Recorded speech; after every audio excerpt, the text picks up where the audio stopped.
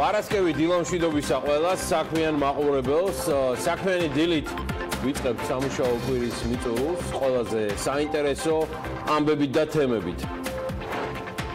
მაშასე საქართველოს მთავარმა პროკურატურამ TBC-ის საქმეზე გუშინ თქვენ წარმოიდგინეთ პირველი ბრიფინგი გამართა, დიახ ეს ბრიფინგად პირველი იყო, პროკურატურის განცხადებაში პირველად გაცემული კომენტარისაგან განსხვავებით ან დამატებით ინფორმაცია ნაკლებად იყო, თუმცა მიმართებები ბევრი, საგამოძიებო უწყებამ მამუკა ხაზარაძისა და ბადრი ჯაფარიძის მიმართ დაწყებული საქმის გამოძიების მუხლი და კვალიფიკაცია კიდევ ერთხელ დააზუსტა. უკანონო შემოსავლის ლეგალიზაციის პროკურატურამ 2018 წლის 2 აგვისტოს დაიწყო გამოძიება უკანონო შემოსავლის ლეგალიზაციის ფაქტზე. საქართველოს სისხლის სამართლის კოდექსის 194 მუხლის მესამე ნაწილის გექვე პუნქტით. უკანონო შემოსავლის ლეგალიზაციის ფაქტზე გამოძიების მიერ დადგენილი გარემოებების აღწერისას მთავარმა პროკურატურამ საზოგადოებას 11 წლის წინანდელი ის სქემა გააცნო, რომელიც გამოძიების ინტერესშია და არასრული იდენტიფიკაციით, მაგრამ მაინც გამოკვეთა ბანკის მაშინდელი მაღალი მენეჯერული პოზიციიდან მოქალაქე ღ და დაგვიანონსეს შემდეგი ბრიფინგებიც. საქმესთან დაკავშირებული საჯარო ინტერესის გათვალისწინებით საქართველოს გენერალური პროკურატურა საზოგადოებას პერიოდულად მიაწვდის ინფორმაციას გამოძიების მიმდინარეობის შესახებ. ამასობაში ბანკის თანადამფუძნებლები მამუკა ხაზარაძე და ბადრი ჯაფარიძე ორშაბათს 4 მარტს საფინანსო საბიუჯეტო კომიტეტზე მისვლას გეგმავენ. TBC ბანკი ოფიციალურ განცხადებებს საქმესთან დაკავშირებით აღარ აკეთებს, ანაკლიას განვითარების კონსორციუმის დირექტორი კი ღიად ამბობს, რომ მათ უსაფუძვლო ბრალდებებზე ინვესტორებთან ახსნა განმარტება უწევთ. ჩვენ ინვესტორებსაც გამოთქვამენ გარკვეულ შესწავლებას იმის გამო, რაც ხდება ბატონ მამუკა და ბატონ ბადრის, ასე ვთქვათ, გარშემო.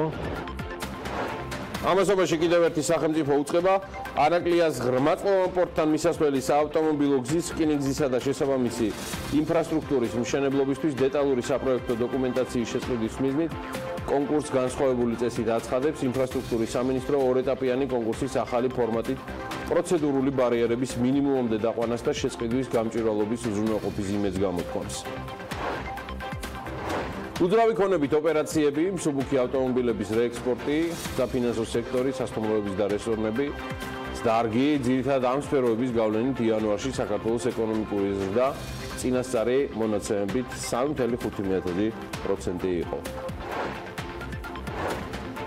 მიწათსარგებლობის გენერალურ გეგმაზე მუშაობა დასრულდა, გენგეგმაში ხარვეზები გასწორებულია და ის საკრებულოს გადაეგზავნა.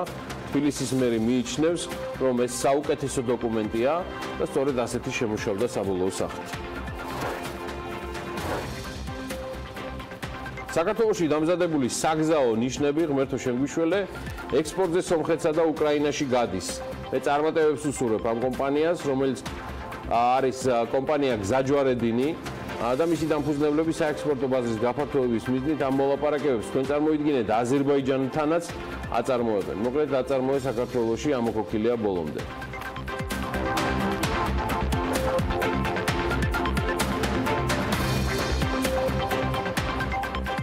დასაწყისშივე მსურს გამოვეხმაურო TBC ბანკის თემაზე მთავარი პროკურატურის გუშინდელ ბრიფინგს, სადაც იდეაში სიახლე ბევრი არ იყო, თუმცა დაკვირვებული თვალი ამოიკითხავდა, რომ ქვეყნის მთავარმა საგამოძიებო სტრუქტურამ გასაგებად მიანიშნა საზოგადოებას არათუ ასრულებს გამოძიების პროცესს, არამედ საკითხის დეტალებში ღრმად შედის, რაც ცალსახად მათი უფლებას და ვალდებულებაც არის და არავის უკვირს და ბანკის მენეჯმენტის როლითაც ინტერესდება. იდეაში არც ეს არ არის გასაკვირი, ამისთვის შედარებით მახვილი თვალი არის საჭირო, რომ მიხვდარიყავი 2-3 დღით ადრე, რომ ხელისუფლება აქეთკენ წავიდო და ამაზე მიანიშნებდნენ როგორც სახელისუფლებო ტროლები და ეგრეთ წოდებული ექსპერტები, რომლებიც ხან პარკებში და ხან სადიგებენ საინტერესო ინფორმაციას და მერე აწვდიან ამას საზოგადოებას და მედია, რომელიც ვიღაცისთვის საეჭვოდ, ჩემთვის კი სრულიად გასაგებად ალაპარაკდა ბანკის აღმასრულებელი გუნდის როლზე ამ თემასთან დაკავშირებით. კომენტარებს გუშინდელი საღამოდან მოყოლებული შეფასებებით ყველა უსმენდით. მე კი გადავწყვიტე ჩემს პროლოგში რომელსაც ანა ლაპიაშვილი და ჩვენი სოციმედიის მენეჯერი თიკო ჯავრიშვილი ჯიუტა დატირაჟირებენ როგორც ედიტორიალს, ჩემი მოსაზრება გაგიზიაროთ. იყო თუ არა ეს ის, რასაც ველოდით, რომ იქნებოდა ხელისუფლების მხრიდან მორიგი ნაბიჯი. დიახ, ცალსახად შეიძლება ითქვას, რომ ეს იყო განჭვრეტადი. მეტიც, როგორც აღნიშნე, ბოლო 2-3 დღის განმავლობაში პროსახელისუფლებო ანონსირებამ ცხადყო, რომ შემდეგი ეტაპის ინტერესი ბანკის მენეჯმენტი და სახელმწიფო მაკონტროლებელთა ეჭვია შესაძლო ინტერესთა კონფლიქტზე. ერთია, რომ ამას ველოდი და განჭვრეტადი იყო და მეორეა, რა სჭირდებოდა ქვეყანას. ფაქტია, მთავარი გზავნილი, რაც საქართველოს მთავრობამ გუშინდელი პროკურატურის განცხადებით გააკეთა, იყო პასუხი ბოლო პერიოდში გაკეთებულ ყველა განცხადებაზე, რაც ქვეყნის საინვესტიციო იმიჯისთვის ზიანის მიყენებასთან დაკავშირებით კეთდებოდა ადგილობრივი თუ საერთაშორისო დიპლომატების, ბიზნეს ორგანიზაციების თუ ისტაბლიშმენტის სხვა წარმომადგენლების მიერ. ეს არ იყო პასუხი, რომელიც ქვეყნის ეკონომიკურ ზრდას და მის საკმაოდ მილევად საინვესტიციო მიმზიდველობას შეუწყობს ხელს და ეს ძალიან სამწუხაროა. ძალიან. მე ვწუხარ, რომ ამ საქმის სამართლებრივი გაგრძელებიდან და მისი სამართლებრივი გაგრძელების ყველა სცენარიდან ხელისუფლებამ ტიბისისთვის და ანაკლიასთვის ცალსახად დამანგრეველი ვერსია არჩია, რასაც საჯარო ეგზეკუცია ჰქვია. ეს პროცესი სამწუხაროდ სწრაფად არ დასრულდება, ამაზე ჯერ კიდევ ჩვენახევრის წინ საუბრობდი, თუ ცხადია არ მოხდა ყველაზე რადიკალური გადაწყვეტილებების მიღება. და რა არის ეს რადიკალური გადაწყვეტილებები? ამაზე შემდეგ კვირაში ვისაუბრებთ, მანამდე ყველაფრის საქმის კურსში BMG და Forbes-ში ჩაგაყენებთ. ესეც 24/7-ზე სამუშაოა ჩვენთვის და ნამდვილად არ დაგზარდებით ამ თემაზე, მიუხედავად ყველაფრისა. ამასობაში გადაწყდა და ხაზარაძე ჯაფარიძე პარლამენტში 4 მარტს მივლენ. მანამდე მე მაქვს ერთადერთი კითხვა და დანარჩენზე პასუხები მაქვს მიღებული სრულად. რატომ გახდა 2008 წლის ტრანზაქცია აქტუალური ფინანსური მონიტორინგის სამსახურისთვის? წერტილი. როგორც ჩვენი თელარა იტყოდა. წავედით სხვა თემებზეც. იანვარში საქართველოში ეკონომიკა წინა წლის შესაბამის პერიოდთან შედარებით წინასწარი მონაცემებით 3.5%-ით გაიზარდა. 2019 წლის პირველი თვის რეალური მთლიანი შიდა პროდუქტის ზრდაზე ინფორმაცია საქსტატმა გუშინ გამოაქვეყნა. სტატისტიკის ეროვნული სამსახურის ინფორმაციით მთლიანი შიდა პროდუქტის 3.5%-იანი ზრდა რამდენიმე მიმართულებამ განაპირობა. იდეაში არაფერი საგანგაშო თუ არ ჩავთვლით, რომ მიანვრისთვის არ არის ურიგო მაჩვენებელი და თან იმ ფონზე თუ როგორ ამოიქოქა ქვეყანა სამი იანვრიდან პოლიტიკური თუ ბიზნეს გარჩევების ფონზე. მე პირადად შედარებით ნაკლებს ველოდი, უფრო პესიმისტურად იყვნენ განწყობილები ჩემი კოლეგები, იგივე თელარა გელანტია და ანალიტიკას ავტორი ელენე კვანჭილაშვილი. რას ვიზავთ, უნდა დამედო ნიზლავი, ეს ჩემი ბრალია. და მე ვნახავდი ვინ მოიგებდა და ვინ არა.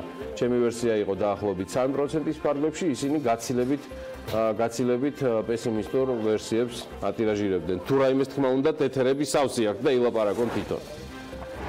IMF-მა სავალუტო ფონდმა საქართველოს ეკონომიკური ზრდის პროგნოზი ამასობაში შეამცირა. ფონდი 2019 წელს საქართველოში ეკონომიკის 4.6%-იან ზრდას პროგნოზირებს, რაც წინა პროგნოზთან შედარებით 0.2%-ით შემცირებულია. არ იდარდოთ ძალიან, თუ რამეა კიდე გადახედავს ზრდისკენ ან შემცირებისკენ, საერთოდ არ უჭირს სავალუტო ფონდს ეს ამბავი. ფონდი აღნიშნავს, რომ 2018 წლის ბოლოს დაფიქსირებული ადგილობრივი მოთხოვნის შენელება თითქმის მთლიანად დაბალანსდა ექსპორტის და ტურიზმის ზრდით, მიმდინარე ანგარიშის დეფიციტი შემცირებულია 8%-მდე. ამასთან სავალუტო ფონდი დადებითად აფასებს ეგრეთ წოდებული საგარეო ბუფერების ზრდისკენ მიმართული ეროვნული ბანკის ქმედებებს, რომელიც დაკავშირებულია უცხოური ვალუტის შესყიდვასთან. ფისკალური დეფიციტის გაუმჯობესება და მთლიანი შიდა პროდუქტი 2.5%-ის შეადგინა. თუმცა ხარჯის დიდი ნაწილი 2018 წლის ბოლოს იქნა გაწეული, რამაც წინა თვეებში ხარჯვის ჩამორჩენა დააბალანსა. აი ამას ამბობს სავალუტო ფონდი. ამასთან ფონდის მისიის მიმოხილვაში ეს საინტერესო რამს ვკითხულობ, ჩვენ მიგვაჩნია, რომ ეროვნული ბანკის მიერ ბოლო ხანს გატარებული საზედამხედველო ღონისძიებები შეესაბამება ეროვნული ბანკის ვალდებულებებს განამტკიცოს ფინანსური სექტორის სტაბილურობა.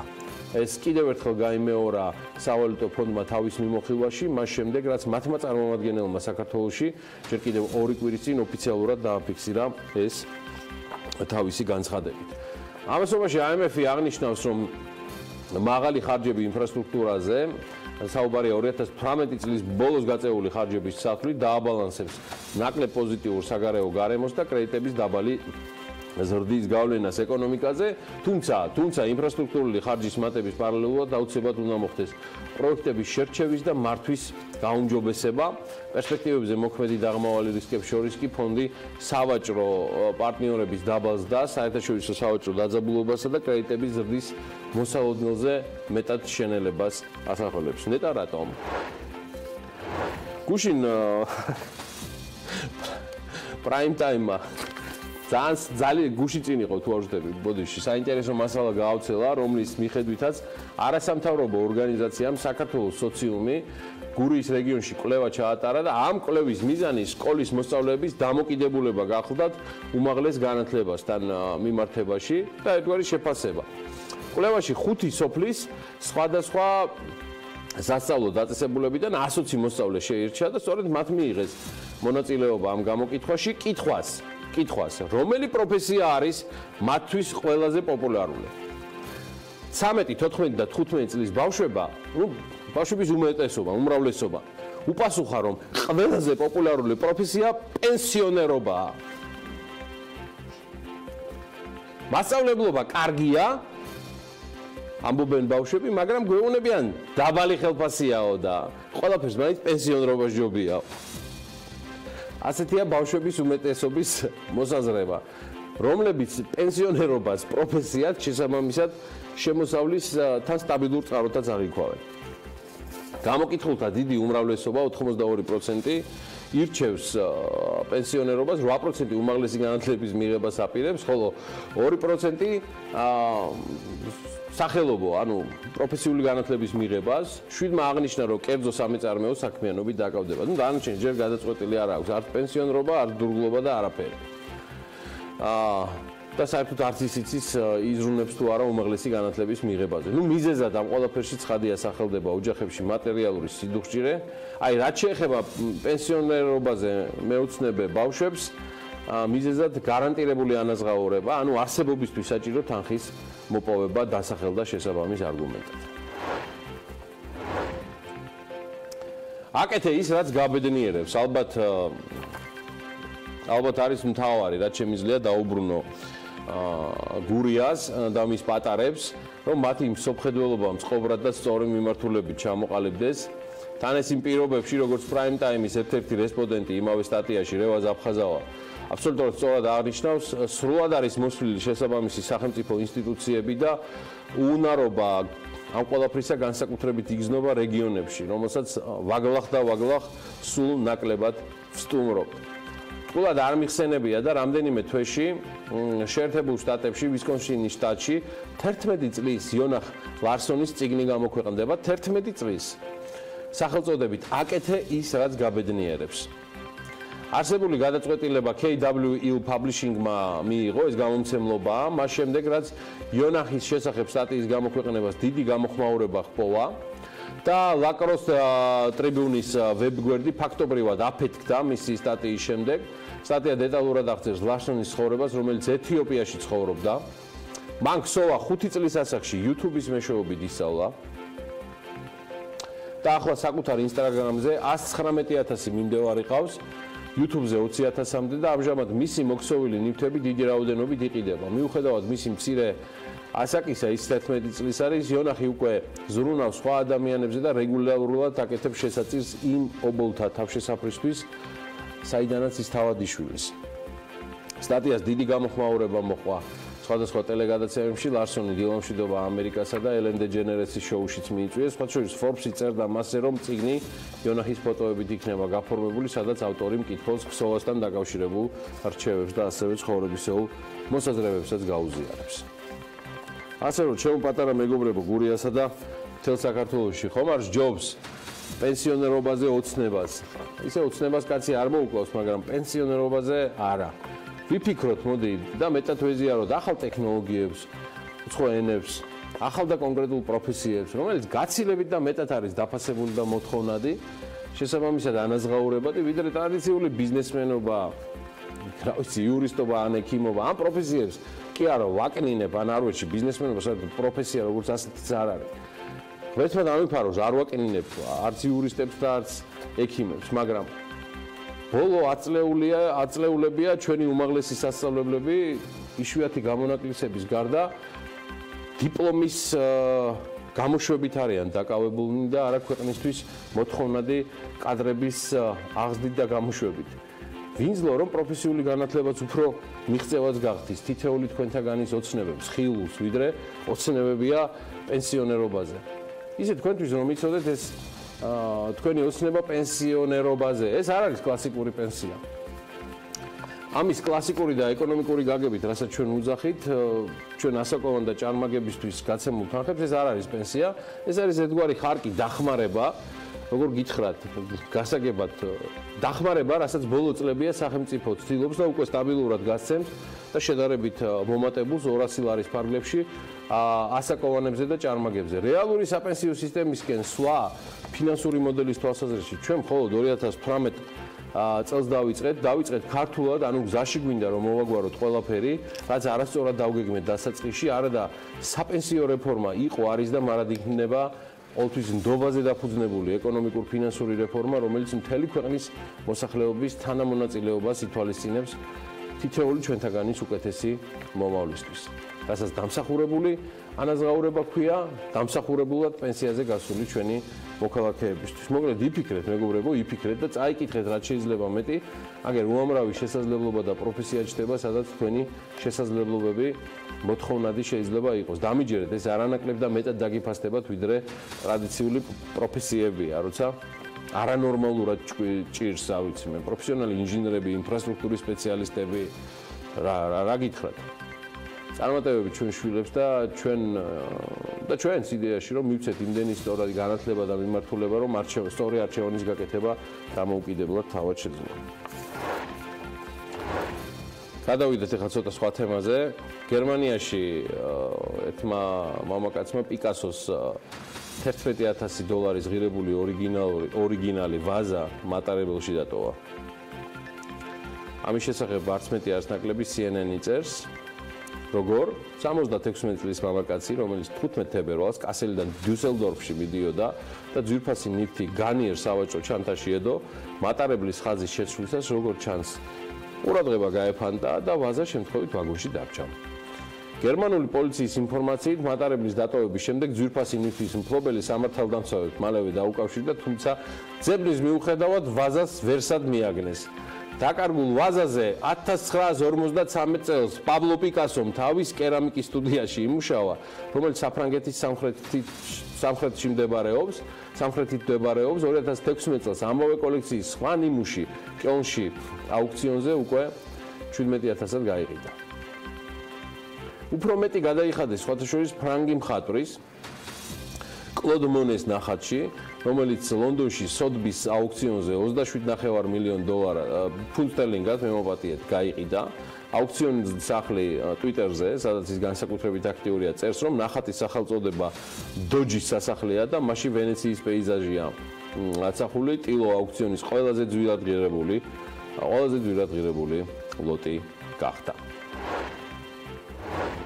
ახლა მონეს ნახატს ვერ დაგპირდებით, მაგრამ როგორც ამბობენ, იშვიათი სანახაობა კი ნამდვილად ელოდებათ შეკვეთილში მდებარე სასტუმრო პარაგრაფის სტუმრებს, რომელიც Marriott International-ის 2018 წლის ოფიციალური შედეგებით ავტოგრაფ კოლექშენის ბრენდის სასტუმროებს შორის ევროპაში პირველ ადგილზეა. ეს მართლა ძალიან მაგარი ამბავი და აღიარებაა.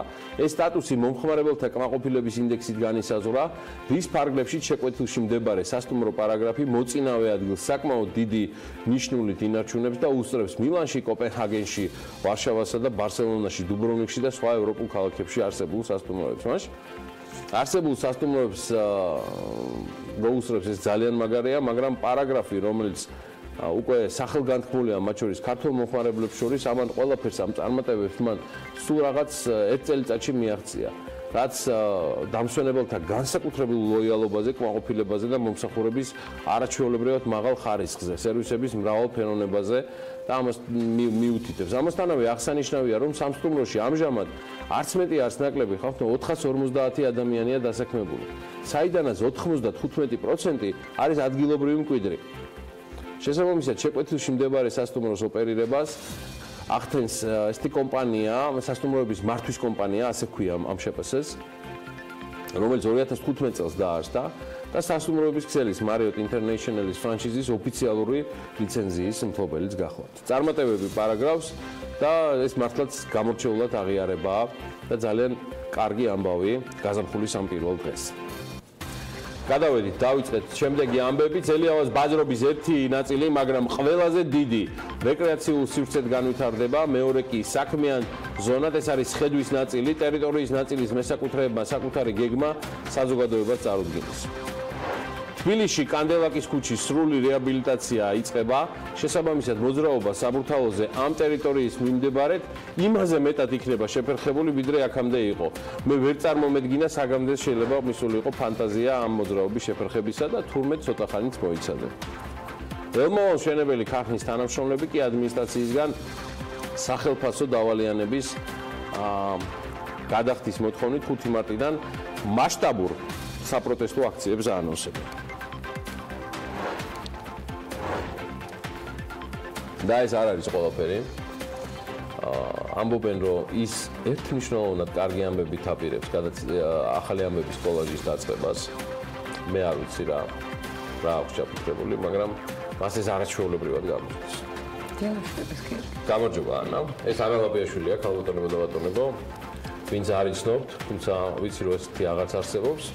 ანა, რა არის ესეთი, რომელიც აი ესე ამაყად კიაფობს ჩვენი სუფლეორის შემთხვევაში ვეცადე, რომ დილის განწყობისათვის, თემპარისკების დილის განწყობისათვის შედარებით ძიმე თემები უკვე მეორე ნიუსების გადამეტანა და კარგი ამბები გამეზიარებინა ჩვენი მაყურებლებს.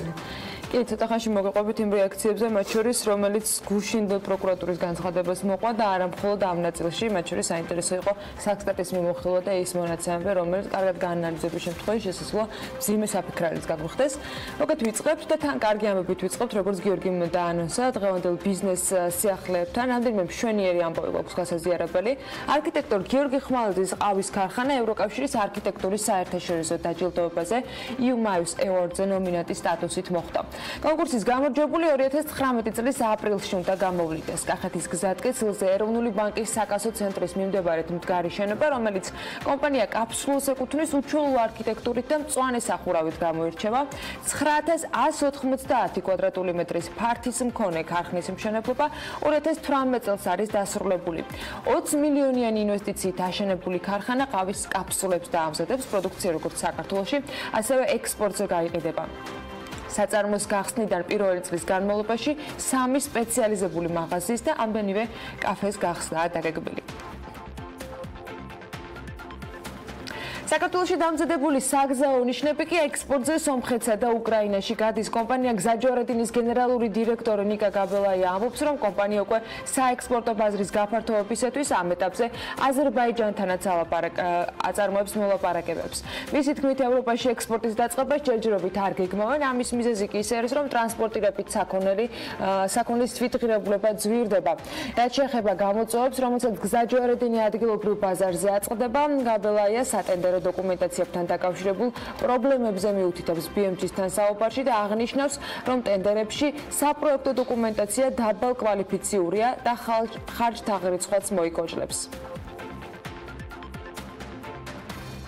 კუსტრის მიმდებარედ 7 ჰექტარი ფართობის გამწვანებაა დაგეგმილი. თბილისის მერიის გარემოს დაცვის საქალაქო სამსახურის ინფორმაციით, წელს თბილისის მერია ჯამში 16886 ძირხემცენარეს შეიძენს. გარდა კუსტრის ენერგების დარგვა მთელი თბილისის მასშტაბით სხვადასხვა ქუჩებში, სკვერებში და ბაღებში მოხდება. დედაქალაქის მთავრობის ინფორმაციით, მცენარეების შესაძენად სამსახურს 633829 ლარი აქვს გამოყოფილი. შესაბამისი ტენდერები კი უკვე გამოცხადებულია.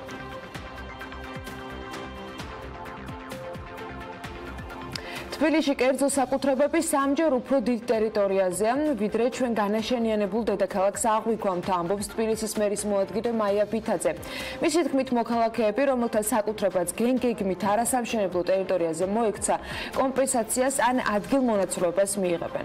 გენერალური გეგმის საბოლოო ვერსია კი უკვე საკრებულოში გადაგზავნილია. მანამდე გეგმაში დაზუსტებები მოხდა. ახლა ჯერი საკრებულოზეა, რომელმაც თითქმის 3 წლიანი განხილვების შემდეგ დედაქალაქის გენერალური გეგმა უნდა დაამტკიცოს. გენერალური გეგმა იქნება აღსრულებადი და ქალაქი დაიწყებს განვითარებას იმ ზონების მიხედვით, რაც გენერალურ გეგმამ დაადგინა. ამასთან 200-მდე განაცხადი იყო შემოსული მოსახლეობის მხრიდან, რომელსაც კითხვები ჰქონდა თავის საკუთრებასთან დაკავშირებით. კიდევ ერთხელ ხაზს ვსვამთ იმას, რომ იმ მოქალაქეებს, რომელთა საკუთრებები გენერალურ გეგმის ფარგლებში მოექცა არასამშენებლო ტერიტორიებზე, აუცილებლად იქნება მათი საკუთრების დაცული იმ მხრივ, რომ ისინი ან კომპენსაციას მიიღებენ, ან მოხდება მიწის მონაცვლეობა რეკრეაციული ზონების საბოლოო კორექტირებით, ანუ ახალ ტერიტორიებზე, განსაკუთრებით ისეთ ადგილებს დაედო, სადაც ან მეწყერსაში ზონა, აქტიური გეოდინამიკური პროცესები მიმდინარეობს, არის კოლექტორები და სხვა ისეთი ტერიტორიები, რომელთა განვითარება ამ ეტაპზე გენერალური გეგმით მიზანშეუწონად იქნა მიჩნეული. გენერალური გეგმის განხილვისას რამდენიმე განსაკუთრებით აქტუალური მიმართულება იყო. ერთ-ერთი ასეთი ელიავას ტერიტორიის დანიშნულების სრულებას უკავშირდებოდა. თბილისის მერის მოადგილემ გუშინ თქვა, რომ ელიავას ბაზრობის ერთი ნაწილი რეკრეაციულ სივრცედ განვითარდება, მეორე კი საქმიანი ზონა იქნება.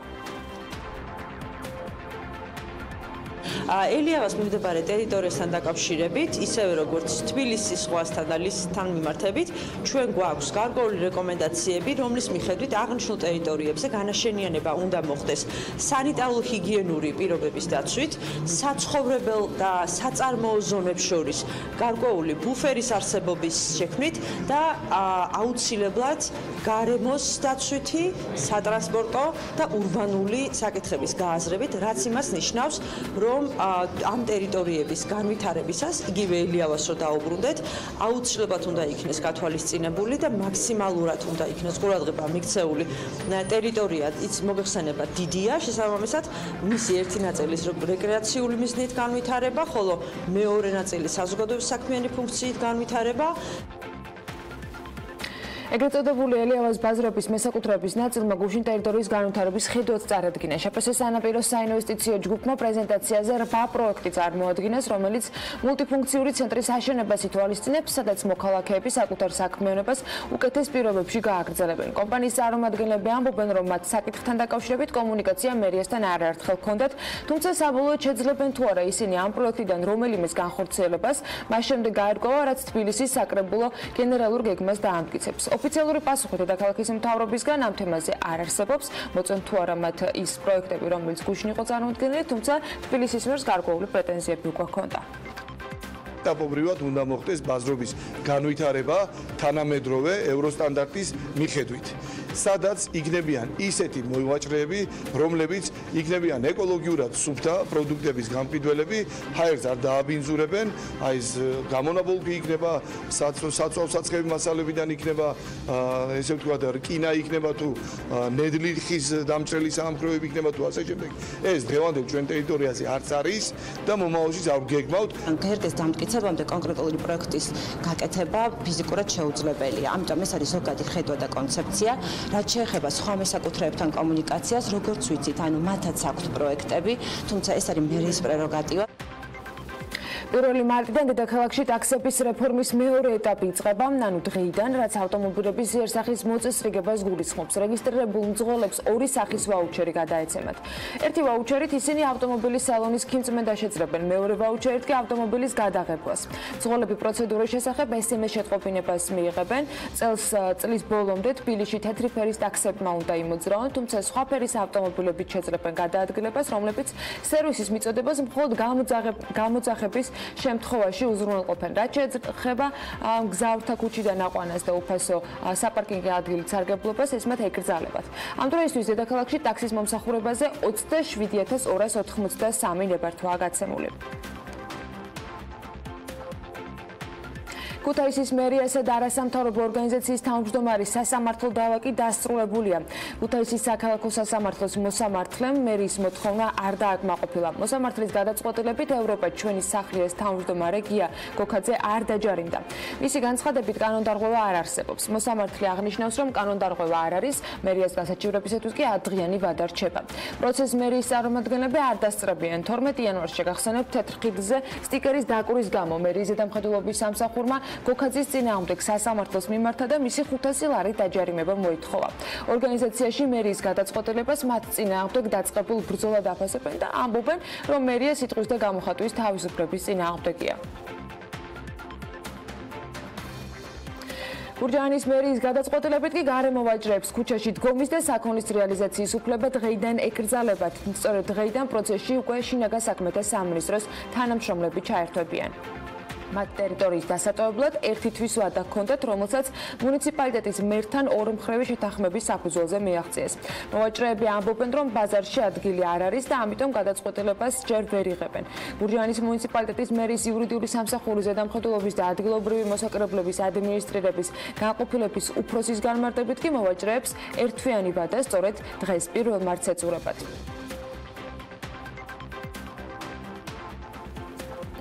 ვიდრე ამინდის პროგნოზს გადავხედავთ, ისევ კახეთში ვრჩებით და რა თქმა უნდა არც ამინდის დროს გამოგრჩება ეს რაიონი, იგივე როგორც არც სხვა მიმართულებით იქნება რაიმე დანაკლისი. სალომე ჭიპაშვილის კი კიდევ ერთი სიუჟეტი უნდა შემოგთავაზოთ, რომელიც სულ ცოტა ხნის წინ ამჯერად უკვე გურჯაანის რაიონს სტუმრობდა და საქართველოს საერთაშორისო ენერგეტიკული კორპორაციის კიდევ ერთ წარმატებულ თანამშრომელზე მოგვიმზადა სიუჟეტი.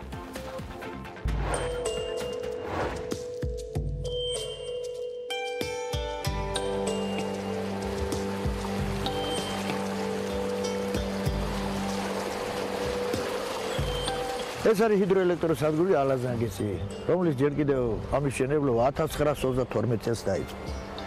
თითქმის 4-5 წელი მიმდინარეობდა და შემდეგ 1951 წლის 10 თებერვალს გაიშვეს ჰიდროელექტროსადგური ხსენებული ალაზანგესი, რომელიც იმის შემდეგ მუდმივად მუშაობს. დღეისაც უკვე დაახლოებით გაუხდა ალბათ 75-77 წელი. არსებული ალაზანგესი 4 მეგავატის სიმძლავრის იყო. მაგრამ 2011 წლიდან როცა ეს კორპორაციაში შევიდა, შეცვალეს ახალი დანადგარები, თანამედროვე ტიპის ჩინური დანადგარები და 2 აგრეგატია ჰორიზონტალური ტიპის და ორივე აგრეგატი გამოიმუშავებს 6 მეგავატს. მე 1992 წლის ოქტომბრიდან ვარ აქ. თითქოს ყველანაირი ინსტანცია გავიარე და ეხლა ვარ მართვის ფარის ოპერატორი. მე ვზივარ მართვის ფარის ოთახში, სადაც ხდება გენერატორების მუშაობის და შემოსული ყველა სიგნალი, სიმძლავრის მაჩვენებელი. მე ვახდენ ამ გამომუშავებული ენერგიის სიმძლავრის რეგულირებას არსებული წყლის რაოდენობით, ვინაიდან ჩვენი გამომუშავებული ენერგია დამოკიდებულია წყლის რაოდენობაზე. ეს ტრადიციული სამსახურია ჩემთვის. მთლიანი ოჯახი ენერგეტიკები ვარ. ჯერ კიდევ მე სანამ ინსტიტუტს დავამთავრებდი, მამაჩემი პენსიაში აქედან გავიდა. ისაც მართვის ფარიგების მორიგი იყო, უმაღლესი განათლებით ენერგოინჟინერი. ამის მერე მე დავიწყე. მერე ჩემმა შვილმა დაამთავრა ისაც, რომ ტრადიციულად ეს არის ჩვენთვის რაღაც საინტერესო სასიყვარულო პროფესია. მამას იმდენად უყვარდა ეს თავისი პროფესია და სამსახური, რომ თვითონ შემაყვარა და მეც გამიჩნდა სურვილი, რომ მოწყობილიყავი და მე დავამთავრე ყოფილი პოლიტექნიკური ინსტიტუტი გპი-რო ეძახოდნენ.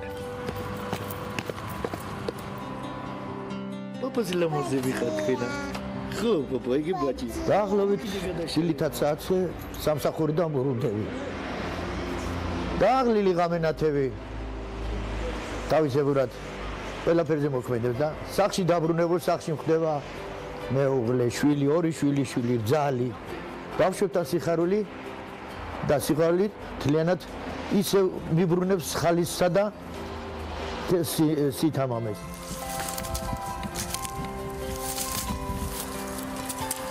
მათთან თამაშის მერე მიხდება ჩემს დამხმარე მეურნეობაში მუშაობა. ატმის ენერგიები მაქვს 200 ძირზე მეტი. საიდან ერთ-ერთი ძირითადი სარჩუა ჩემი ოჯახისთვის. ასევე პარალელურად მეფუტკრეობას მივდივარ. დაახლოებით 25 კამაქვს მართალია, მაგრამ იმდენად საინტერესოა, იმდენად ერთ-ერთი კარგი შემოსავალია ოჯახისთვის, მით უმეტეს ჩემს შემოსავალთან ერთად. მე გეტყვით გულახდილად, რომელიც სულთა ეს ერთმენა სოფელში იმდენი რამეა გასაკეთებელი, რომ თუ მოიწადინებ, აქაც არის ის ყველა საარსებო რომ ოჯახი აწარმოუკარგად.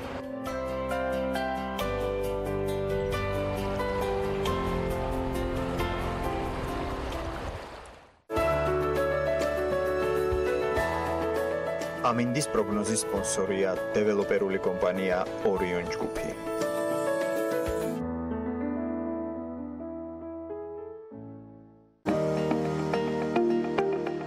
ამინდის პროგნოზის სპონსორია სადაზღვევო კომპანია უნისონი. თავისუფალი დაზღვევა თქვენი სიმშვიდისათვის. გარემოს ეროვნული სააგენტო აღნიშნავს, რომ საქართველოში დღეს ამინდი კვლავ განპირობებული იქნება შავი ზღვის ჩრდილო-დასავლეთიდან შემომავალი ცივი და ნოტიო ჰაერის მასებისა და სამხრეთიდან მოქმედი შედარებით თბილი ჰაერის მასების ურთიერთქმედებით მოსალოდნელია დრო გამოშვებით ღრუბლიანობის მომატება და დასავლეთ საქართველოს. უმეტეს აღმოსავლეთ საქართველოს ზოგიერთ რაიონში კი იქნება ნალექი. მთაში მოთოვს კიდეც და გაძლიერდება ზოგან დასავლეთის მიმართულების ქარი. სოხუმში იწვიმებს და 5 გრადუსი იქნება, ბათუმში წვიმიან დღეს ელოდებიან და აქ 6 გრადუსია მოსალოდნელი, 5 გრადუსი და წვიმა იქნება ქობულეთში, ქუთაისში და ზუგდიდში. ანაკლიაში წიწვიმებს და 6 გრადუსი იქნება მაქსიმალური ტემპერატურა, ოზურგეთში მაქსიმუმ 5 გრადუსამდე გათბება ჰაერი და აქაც წვიმიანი დღე გველოდება. ონში მოთოვს და 2 გრადუსი იქნება, გორში მცირე თოვლჭყაპი არის ნავარაუდები და 5 გრადუსი, ცხინვალში 4 გრადუსს მიაღწევს მხოლოდ ტემპერატურა და აქაც მცირე თოვლჭყაპი იქნება, მარნეულში 8 გრადუსამდე გათბება ჰაერი და უმეტესად უნალექოთ ჩაივლის დღე, ისევე როგორც რუსთავში, თუმცა აქ მაქსიმალური ტემპერატურა 7 გრადუსია ნავარაუდები. ახალციხეში, ბორჯომში, ბაკურიანში და ახალქალაქში მოთოვს. აი ტემპერატურას რაც შეეხება, ახალციხესა და ბორჯომში 5 გრადუსი იქნება, ბაკურიანში -1 და ახალქალაქში -2. სტეფანწმინდაში მცირე თოვლია მოსალოდნელი და 1 გრადუსამდე გათბება ჰაერი. თელავში უმეტესად უნალექოთ ჩაივლის დღე და აქ მაქსიმალური ტემპერატურა 7 გრადუსია მოსალოდნელი. რაც შეეხება დედაქალაქს, თბილისში დრო გამოშვებით ღრუბლიანობა მოიმატებს, უმეტესად უნალექოდ იქროლებს დასავლეთის მიმართულების ქარი და დრო გამოშვებით შესაძლოა გაძლიერდეს კიდეც. მაქსიმალური ტემპერატურა კი 8 გრადუსი იქნება. აი ასეთი ამინდი არის გაზაფხულის პირველ დღეს საქართველოს მასშტაბით. ნახოთ როგორი იქნება უკვე მარტის შემდგომი დღეები, თუმცა იქამდე აუცილებლად სანახავი საქმიანი დილის პარასკევის ეთერი არის, რომელსაც სულ რამდენიმე წუთში ვიწყებთ პირველი სტუმრით და იქამდე რეკლამის დროა ჩვენს ეთერში.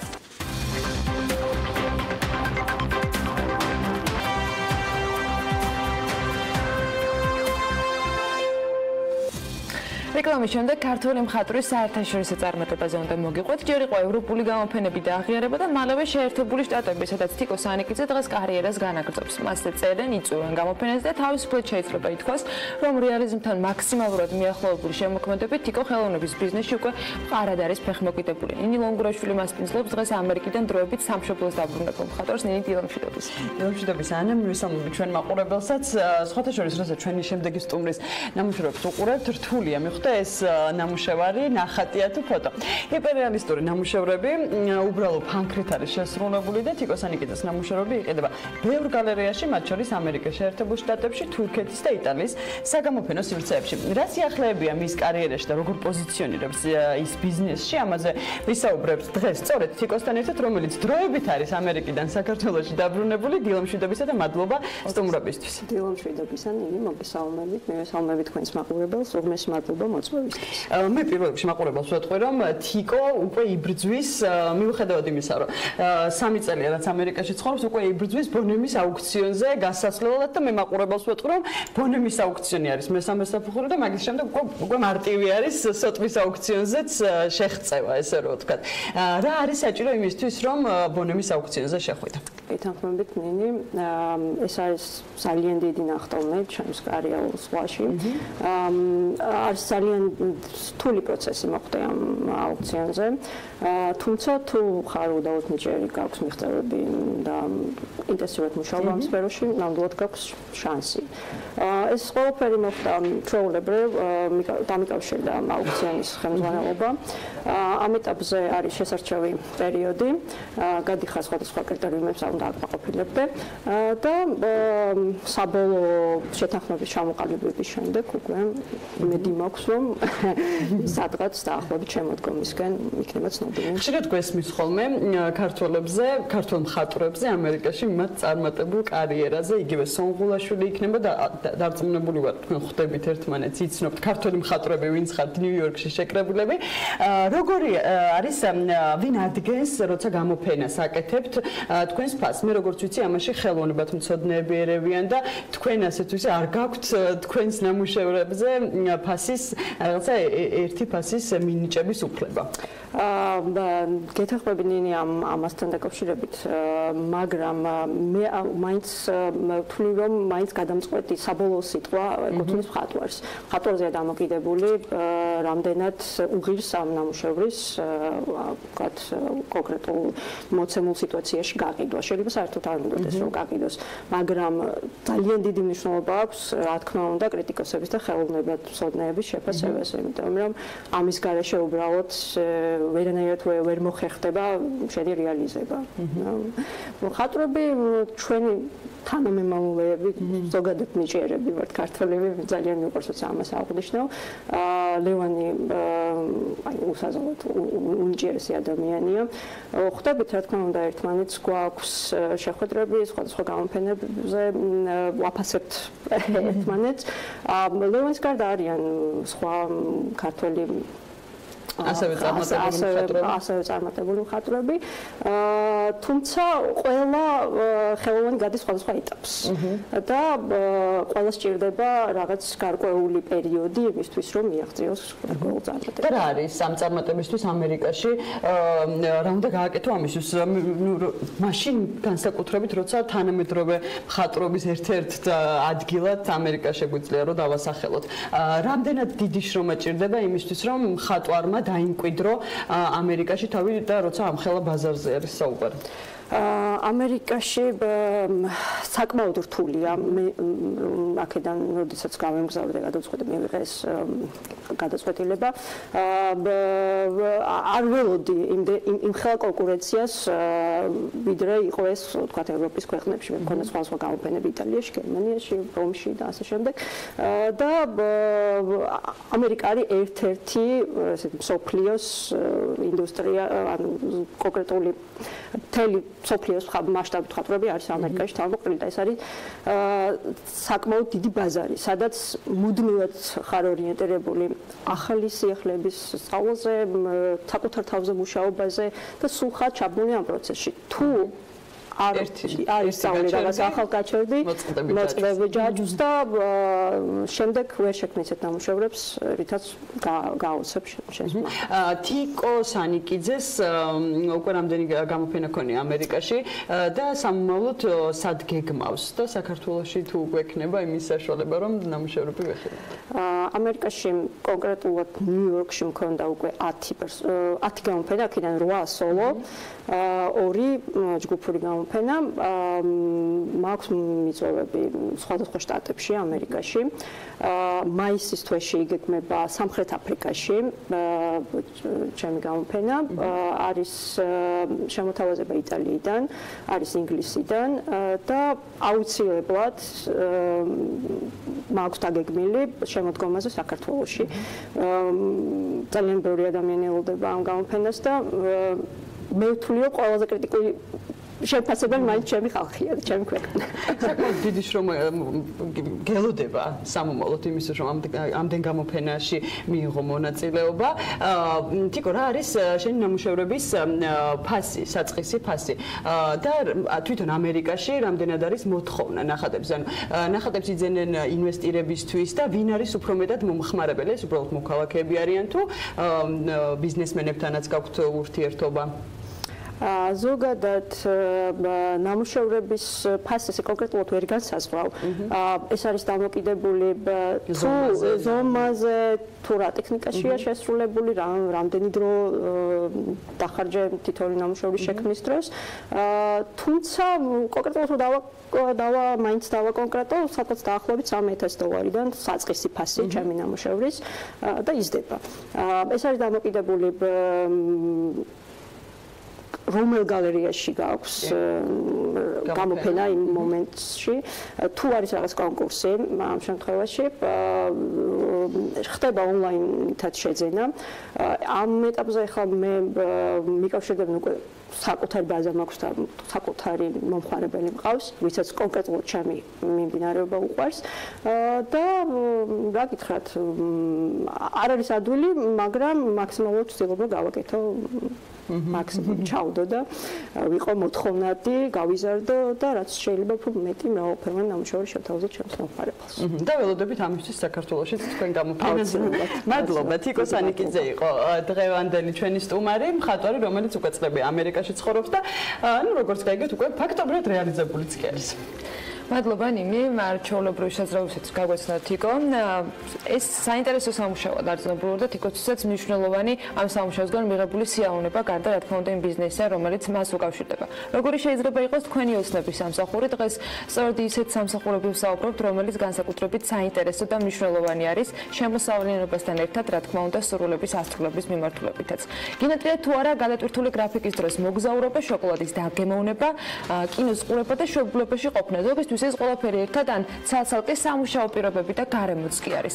მათ შეძლეს და ოცნების სამსახურისთვის იბრძოლეს, მოპოვებაც მოახერხეს. თუმცა ზოგიერთ მათგანზე პოზიცია ისე ვაკანტური რჩება. როგორია მსოფლიოში აღიარებული ოცნების სამსახურები და რა კრიტერიუმს უნდა აკმაყოფილებდეთ მის მოსაპოვებლად? მარიამ ადამიანი მოგიყვება.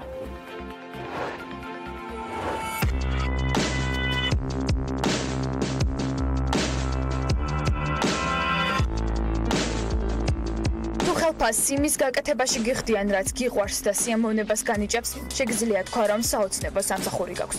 ბოლო პერიოდში კომპანიების მხრიდან ხშირად ცხადდება სასიამოვნო, საინტერესო და პარალელურად სახალისო ვაკანსიები.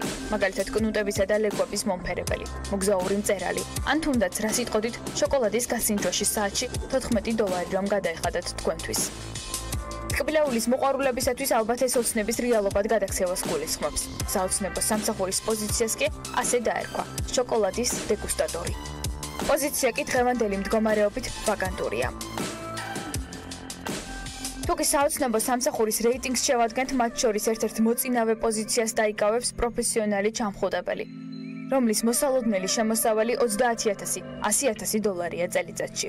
რაც შეეხება სამუშაოს აღწერილობას, არც უმაღლესი განათლება მოგეთხოვებათ და არც ბევრწლიანი გამოცდილება. სამუშაო ზუსტად ისეთია, როგორც ჟღერს. ხალხი ფულს იხდის იმაში, რომ რამდენიმე საათით ჩაეღუნდოთ. მთავარია ადამიანის სიყვარული და ჩახუტების სურვილი. ხოლო თუ გიყვართ ოცნება და შეგიძლიათ ადამიანების გაღიმება, მაშინ დისნეის თქვენთვის შემოთავაზება აქვს. პოზიციას ასე ჰქვიათ: დისნეის ოცნები ინჟინერი. წლიური შემოსავალი $30,000-120,000 და მოგეთხოვებათ პარკებისათვის საოცრებების მოფიქრება, ზღაპრული სამყაროს რეალობაში განხორციელება და ადამიანების გახარება. მოგზაურობის მოყვარულებო თამაშგარეთ არც თქვენ რჩებით და სპეციალური ვაკანსია ოცნების სამსახურის მოსაპოვებლად თქვენთვისაც შეიქმნა. პროფესიონალი მოგზაურის პოზიციაზე, რომლის წლიური ანაზღაურებაც $50,000-ია. თუკი ბლოგების წერა შეგიძლიათ, ლამაზი ფოტოების გადაღებასაც არ უჩივით და ბევრი თავისუფალი დრო გაქვთ, გააგზავნით CV და თქვენ მუდმივად შვებულებაში აღმოჩნდებით. კონკრეტული ლოკაცია კი არ არსებობს, რადგან მთელ დედამიწას მოიცავს. და ბოლოს საოცნებო სამსახური კინომოყვარულთათვისაც გამოგონებულია. პროფესიონალი Netflix-ის მაყურებელი, რომელსაც ევალება მთელი დღე სახლში ჯდომა და ფილმებისა და შოუების ყურება. მათი დახარისხება კატეგორიების მიხედვით, ანუ ის, რასაც კომპიუტერი ვერ ასრულებს. ამაში კი დაქირავებულები $20,000 იღებენ წელიწადში.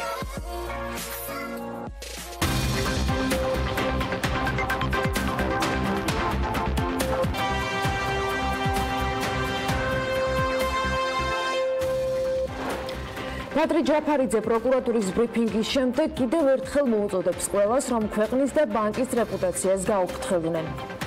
TBC ბანკმა ევროპის საინვესტიციო ბანკისგან 34 მილიონი დოლარის მოზიდვაზე განაცხადა.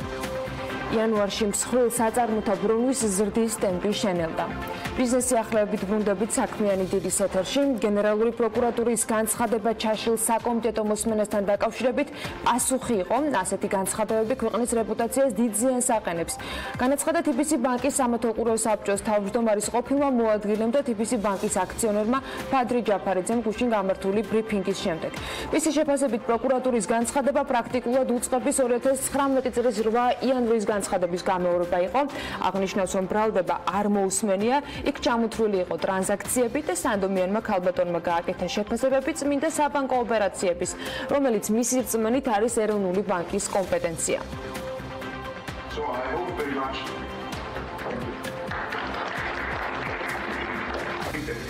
მე ვფიქრობ, რომ ესეთი განცხადება კიდევ ერთხელ გავიმეორებ, ძალიან დიდ ზიანს აყენებს თვითონ ქვეყნის რეპუტაციას, იმიტომ რომ ჩემი ღმერთმენით ჯერ ერთი ბრალდება მე არ მომისმენია. იქ ჩამოთვლილი იყო ტრანზაქციები და შეფასებები უკვე ძალიან სანდომიანმა ქალბატონმა მან გააკეთა შეფასებები წმინდა საბანკო ოპერაციების, რომელიც ჩემი ღმერთმენით არის ეროვნული ბანკის კომპეტენცია, არანაირად არ შეიძლება იყოს პროკურატურის კომპეტენცია. სესხის გაცემის შეფასება, ბალანს გარეთ სესხის გატანა, ეს არ არის არანაირად პროკურატურის კომპეტენცია. ეს ერთი, მეორეც, საზოგადოდ მინდა ყველა შევახსენო, რომ 2008 წელზე საუბარი დღეს, როდესაც 2008 წელს საერთოდ როგორ გადავრჩით როგორც ქვეყანა, როგორ გადარჩა საბანკო ინდუსტრია ომს და გლობალურ ფინანსურ კრიზისს, ყველას თითქოს ეს დაავიწყდა. თითქოს 2008 წლის ბოლოს ჩვენ ვიყავით აბსოლუტურად ნორმალურ ვითარებაში.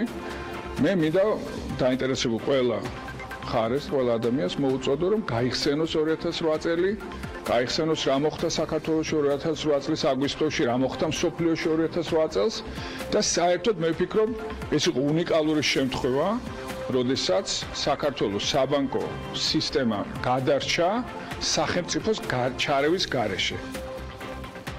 ეხლა რაც არ უნდა იხტუნაონ, მან ფულის გათეთრება გამორიცხულია TBC-ის 17 მილიონი სესხის ბენეფიციარი ბიზნესმენ GBC-სთან ირწმუნება, რომ ბანკის მიერ ვალის ჩამოწერის თავობაზე ტყუილი ვრცელდება. ჩამოწერა ერქვა ახლახანს, რომ განხორციელდა TBC-ის იმ სესხებლებს 10 მილიონი რომ ჩამოაწერა და რატომ ამაზე არაფერს ამბობენ, კითხულობს ავტოწერეთელი.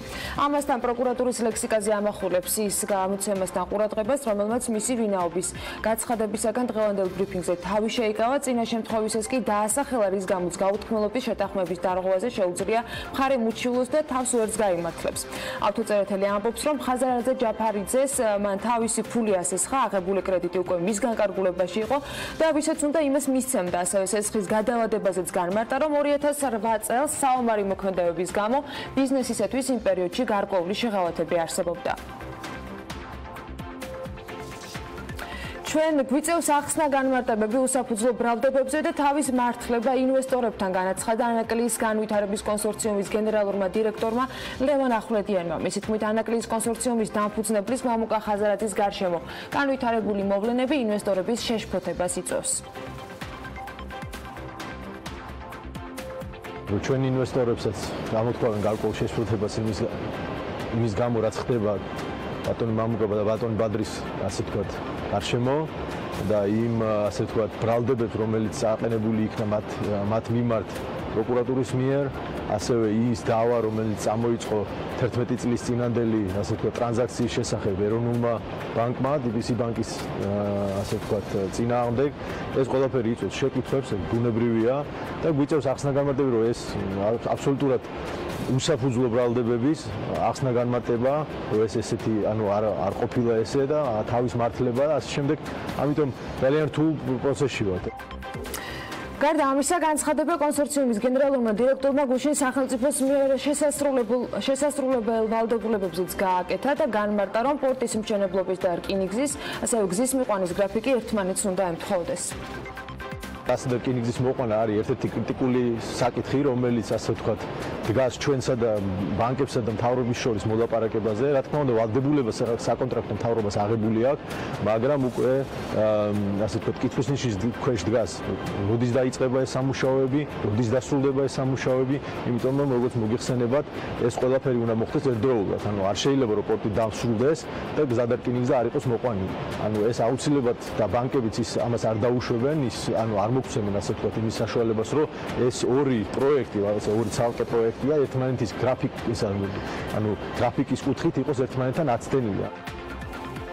TBC ბანკმა ევროპის საინვესტიციო ბანკისგან 34 მილიონი დოლარის მოზიდვაზე განაცხადა. ბანკის ინფორმაციით 5 წლიანი საკრედიტო ხაზის ფარგლებში საქართველოში მცირე და საშუალო ბიზნესი დაკრედიტება.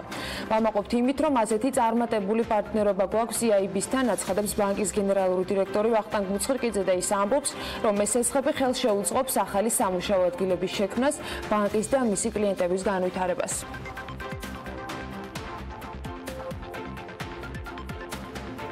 იანვარში საქართველოს ეკონომიკა 3.5%-ით გაიზარდა. საქსტატის წინასწარი შეფასებით წინა თვეში წლის შესაბამის პერიოდთან შედარებით ზრდა შეინიშნებოდა ვაჭრობაში, სასტუმროებისა და რესტორნების, საფინანსო საქმიანობაში, ასევე უძრავი ქონებით ოპერაციების და მომხმარებლებისათვის სხვა მომსახურების გაწევის დარგში. უძრავი ქონებით ოპერაციების დარგში ზრდა ძირითადად უკავშირდება აღნიშნული დარგის საწარმოების მომსახურებაზე გაზრდილ მოთხოვნას. განსაკუთრებით აღსანიშნავია უძრავი ქონების გასაყიდად მომზადების, ასევე იჯარით გაცემით დაკავებული კომპანიების ბრუნვის მოცულობის ზრდა.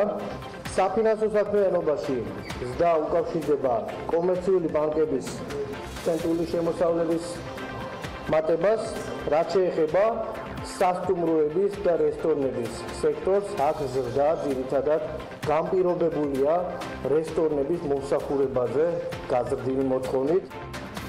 საფინანსო სექტორში ზრდის ერთ-ერთი მთავარი ფაქტორი იყო საპროცენტო შემოსავლების მატება. საქსტატის ხელმძღვანელის გოგიტა თოდრაძის ინფორმაციით მონაცემები ეროვნული ბანკის მაჩვენებლებს ეყრდნობა. იანვარში ზრდა შეინიშნებოდა ვაჭრობის დარგშიც, რაც საქსტატის შეფასებით განაპირობა ძირითადად მსუბუქი ავტომობილების რეექსპორტის მატებამ. რაც შეეხება დარგებს, რომელიც იანვარში შემცირდა, თოდრაძემ გამოყო ორი მიმართულება: მშენებლობა და დამამუშავებელი მრეწველობა. ამ უკანასკნელში კლებაზე გავლენა კი მეტალურგიის მრეწველობაში განვითარებულმა მოვლენებმა იქონია. რაც შეეხება მშენებლობის ნაწილს, მთლიანი შიდა პროდუქტის შემცირების მიზეზთან დაკავშირებით, შეგვიძლია ახლა საქსტატის ხელმძღვანელის კომენტარი მოვისმინოთ. შესაბამისად, აპრილში ძირითადად მშენებლობის დარგში კლების ტენდენცია განპირობებულია შენობების საერთო მშენებლობის მიმართულებით, ნაკლების საცხოვრებელი სახლი თუ კომერციული დანიშნულების შენობა ნაგებობა არის აშენებული წინათლის შესაბამის პერიოდთან შედარებით. ამ დარგში გვაქვს, ამ ქვედარგში გვაქვს შემცირება, ასევე მაგისტრალური მილსადენები და მესამე ადგილზეა კავშირგაბმულობის და ელექტროგადამცემი ხაზების მშენებლობა. იანვარში მსხვილ საწარმოთა ბრუნვამ 5 მილიარდ 310 მილიონი ლარი შეადგინა. საქსტატის ინფორმაციით დღეს გადამხდელთა ბრუნვა წინა წელთან შედარებით თითქმის 8%-ით არის გაზრდილი, თუმცა ზრდის ტემპი წინა იანვართან შედარებით მაინც შენელებულია. შარშან ამ დროს თითქმის 10%-იანი ზრდა ფიქსირდებოდა. აღსანიშნავია, რომ იანვარში 3862 ახალი კომპანია დარეგისტრირდა, 2.1%-ით მეტი ვიდრე გასული წლის იანვარში. Hyundai Auto საქართველოს Santa Fe-ს 2019 წლის მოდელი წარადგინა, გუშინ რომელიც ინოვაციური თანამედროვე ტექნოლოგიებით და განსაკუთრებული მახასიათებლებით არის აღჭურვილი. გარდა ამისა, Hyundai Auto საქართველოს შოურუმში წარმოდგენილია Granderისა და Sonata-ს ახალი მოდელები და Tucson-ის განახლებული მოდელი. რით არის განსხვავებული მეოთხე თაობის 2019 წლის განახლებული Santa Fe და რას თავაზობს მომხმარებელს? ბიზნეს კლასით მარიამ ადამია გვამგზავრებს.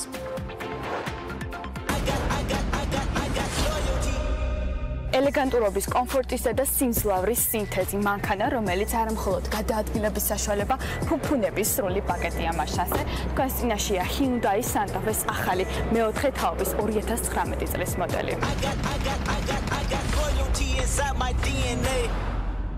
Hyundai Santa Fe, განახლებული დიზაინის შტრიხები, მაღალი გამოვლობა და დახვეწილი სტილი. ეს 2019 წლის მოდელია, რომელიც მთელი რიგი ტექნიკური ცვლილებების შედეგად ბრენდს სრულიად ახალ საფეხურზე აყენებს.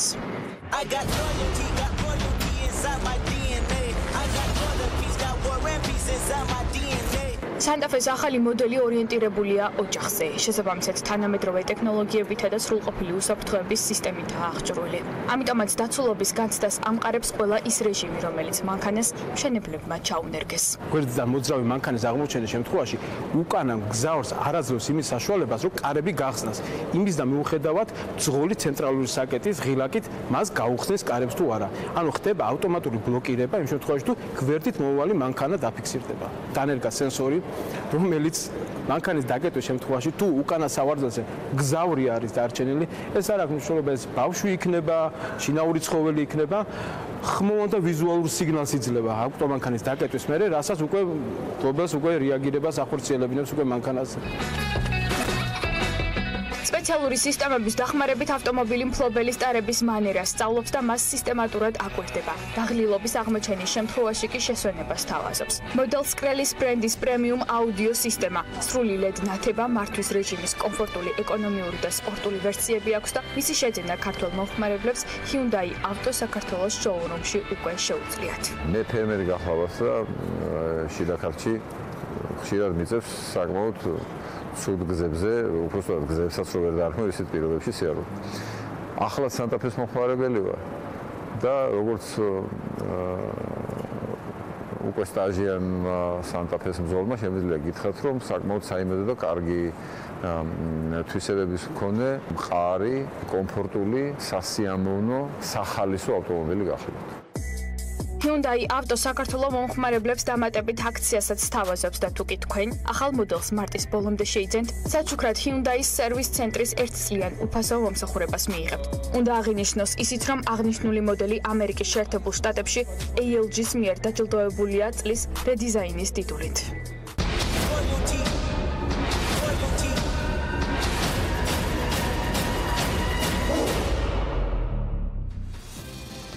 ტურიზმის ეროვნული ადმინისტრაციის ხელმძღვანელის თანამდებობაზე დანიშნულიდან დღემდე ჩვენმა შემდეგმა სტუმარმა მის საკურატურო სფეროსთან დაკავშირებული ყველა მიმართულების დარგის წარმომადგენელთან გამართა შეხვედრა. შეიძლება ითქვას, რომ პრეზენტაციები და აზრთა გაცვლა-გამოსვლა ყოველდღიურ რეჟიმში უწყვეტად მიმდინარეობდა. მარიამ ქრუიშვილმა საკუთარი ხედვების შესახებაც რამდენჯერმე ისაუბრა და კონკრეტული სამიზნეებით ცნობილია.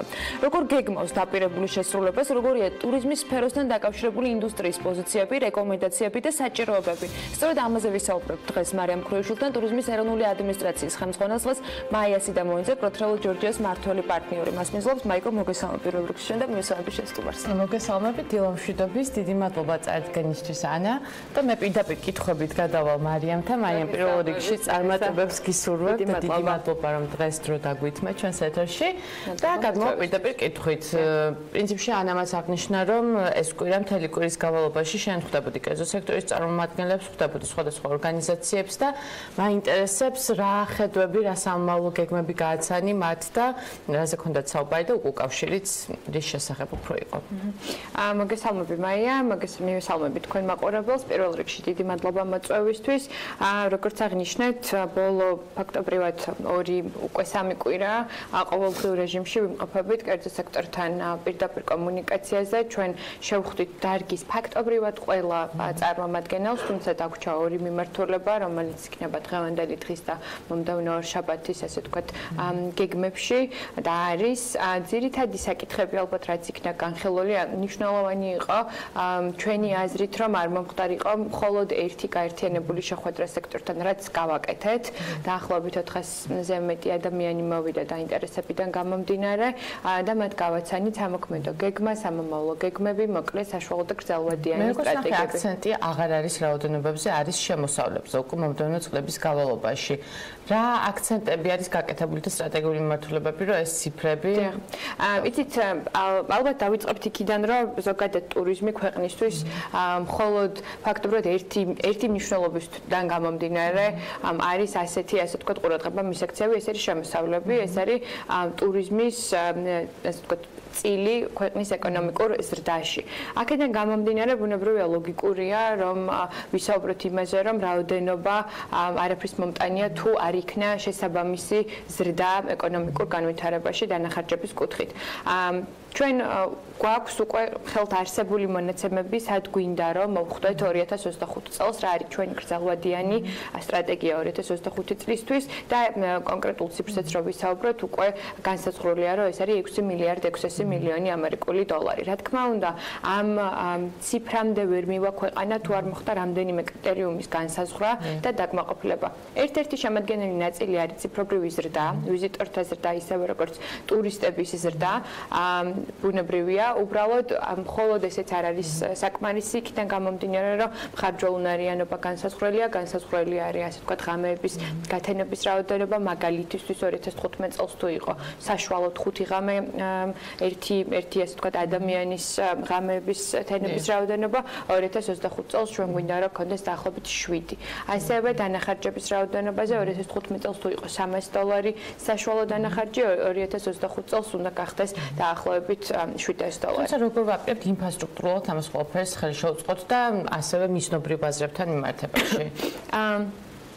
მნიშვნელოვანია რომ სწორედ განსაზღვროთ და მე ვფიქრობ რომ სწორედ არის განსაზღვრული და დანახული ის გამოწვევები რაც დღეს ინფრასტრუქტურულ და არა მხოლოდ მაგალითად მომსახურების სფეროშიც არის აქედან გამომდინარე დღეს შეგვიძლია თამამად ვთქვათ რომ მიმდინარეობს დამტკიცებულია და კიდევ უფრო მეტი გაკეთება მცირე და საშუალო ისევე როგორც დიდ ინფრასტრუქტურულ პროექტებში ინფრასტრუქტურის სამინისტრომ უკვე თავის მხრივ დაანონსა დაახლოებით 119 მილიონიანი პროგრამა რომელიც უშუალოდ ემსახურება ტურიზმის განვითარებას, რატოა ეს კარგი და უფრო ზედაპირში ზერო არ ვისაუბროთ, უფრო სიღრმეზე ჩავიდეთ.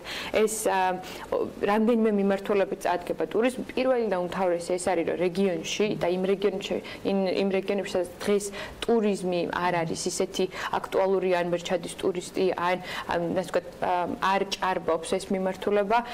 არსებული ინფრასტრუქტურული განვითარების პროგრამა ხელს შეუწყობს დამატებითი ადგილების შექმნას, ტურისტული დამატებითი ადგილების შექმნას, მოხმარდება მუნიციპალური გზების განვითარებას, ისევე როგორც მთავარი მაგისტრალების განვითარებას, ხელი შეეწყობა, ასე ვთქვათ,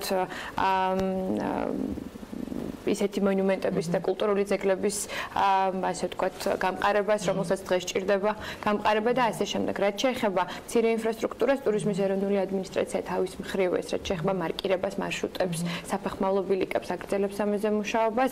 იქიდან გამომდინარე, რომ საბოლოო ჯამში ჩვენი ამავალი მისიაც ის არის, რომ შევქმნათ მეტი ადგილები იმისთვის, რომ მეტ ადგილობრივ მოსახლეს შევქმნათ დასაქმების საშუალება ტურიზმში. არა, რომ უფრო მეტი აქცენტი მაგალითად გავაკეთოთ უფრო ევროპულ ბაზრებზე, როცა ვსაუბრობთ ტურისტების დიახ, რა თქმა უნდა, არაერთხელ აღნიშნეთ ჩვენი, ასე ვთქვათ, ბოლო 3 კვირის ფარგლებში, რომ ჩვენი მისია იქნება, რაც უფრო მეტად შევძლებს დივერსიფიკაცია მოვახდინოთ დამატებითი ბაზრების. დღეს ჩვენ ვხედავთ და სასიხარულო, რომ მეტი დამატებითი რეისი ინიშნება თბილისიდან და თბილისის მიმართულებით ევროპული ქალაქებიდან, თუმცა რა თქმა უნდა, ეს არ არის საკმარისი.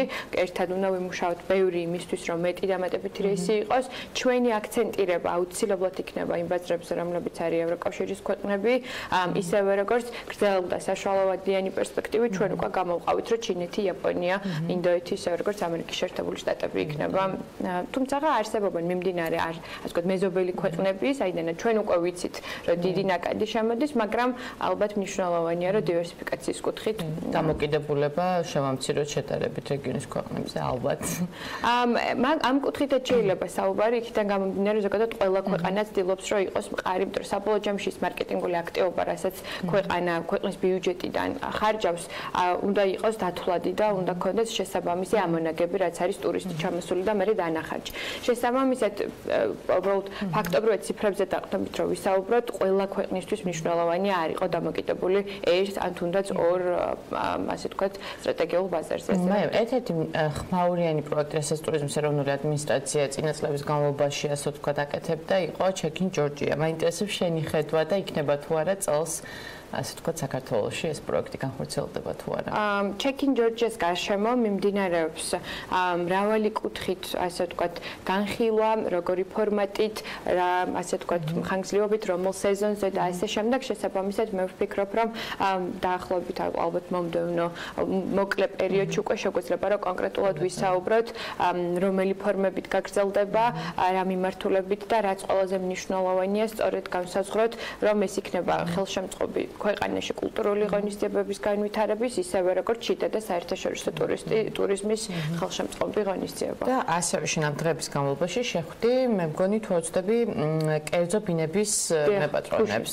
რასთან დაკავშირებით იყო შეხვედრები, რა გეგმები არის მომავალში და მე მახსოვს ცოტა ხმაურიანი ეთერი იყო წინა ხელმძღვანელობასთან რეგულაციებთან დაკავშირებით და ესეთი ტიპის რეგულაციები კვლავ იგეგმება თუ არის დღის წესრიგში თუ არ არის. პირველ კითხვას რო გავუწევ პასუხი, გუშინ შევხვდით იმ ადამიანებს, რომელსაც ჩვენ მასპინძლებს ვეძახით, ეგრეთ წოდებულ ჰოსტებს.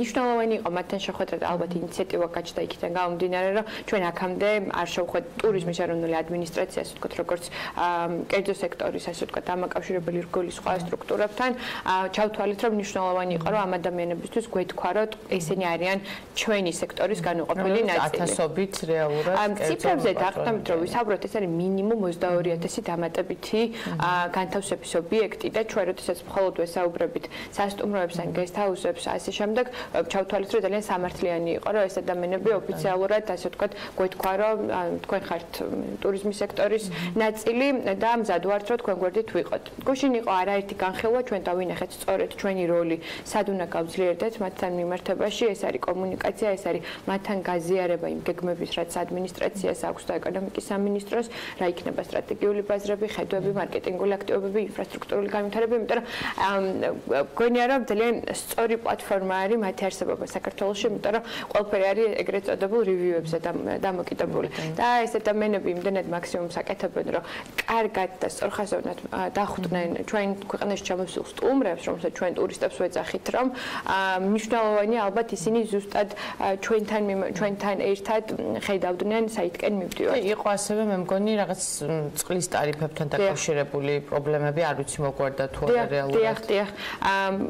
გუშინდელი შეხვედრა იყო ჯანსაღիկიდან გამომდინარე, რომ კარგად გამოიკვეთა ნაწილები, სად იყო მის კომუნიკაცია, სად იყო გადაჭარბებული და გამწვავებული პოზიციები, თუმცა გუშინვე და დღესაც შეგვიძლია დავაფიქსიროთ კაფეოდ სემეკის პოზიცია გავიმეორო უბრალოდ მე ამ სიტუაციაში, სადაც ტარიფის გაძვირება არ შეეხებათ იმ ადამიანებს, რომლებიც ბინებს აქირავებენ კომერციული თვალსაზრისით ნებისმიერ, ასე ვთქვათ, ელექტრონულ და არა მხოლოდ პლატფორმაზე.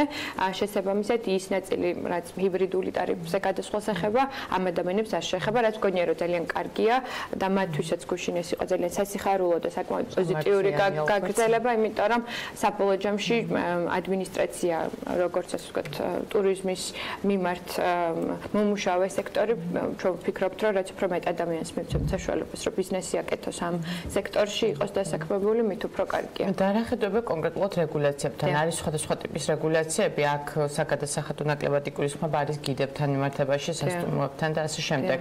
გუშინ გიდებსაც შევხვდით და რა თქმა უნდა, ყველა შეხვედრაზე დგება ეს კითხვა და ვფიქრობ, რომ ძალიან სწორია და სამართლიანია, უბრალოდ როგორც მოგეხსენება G4G-ის პროექტის ფარგლებში მიმდინარეობს ტურიზმის ეგრეთ წოდებული პოლიტიკის განსაზღვრაზე მუშაობა. ამ პროცესში იყვნენ აქტიურად ჩართული საერთაშორისო ორგანიზაციები, ადგილობრივი სტრუქტურები, ისევე როგორც კერძო სექტორი.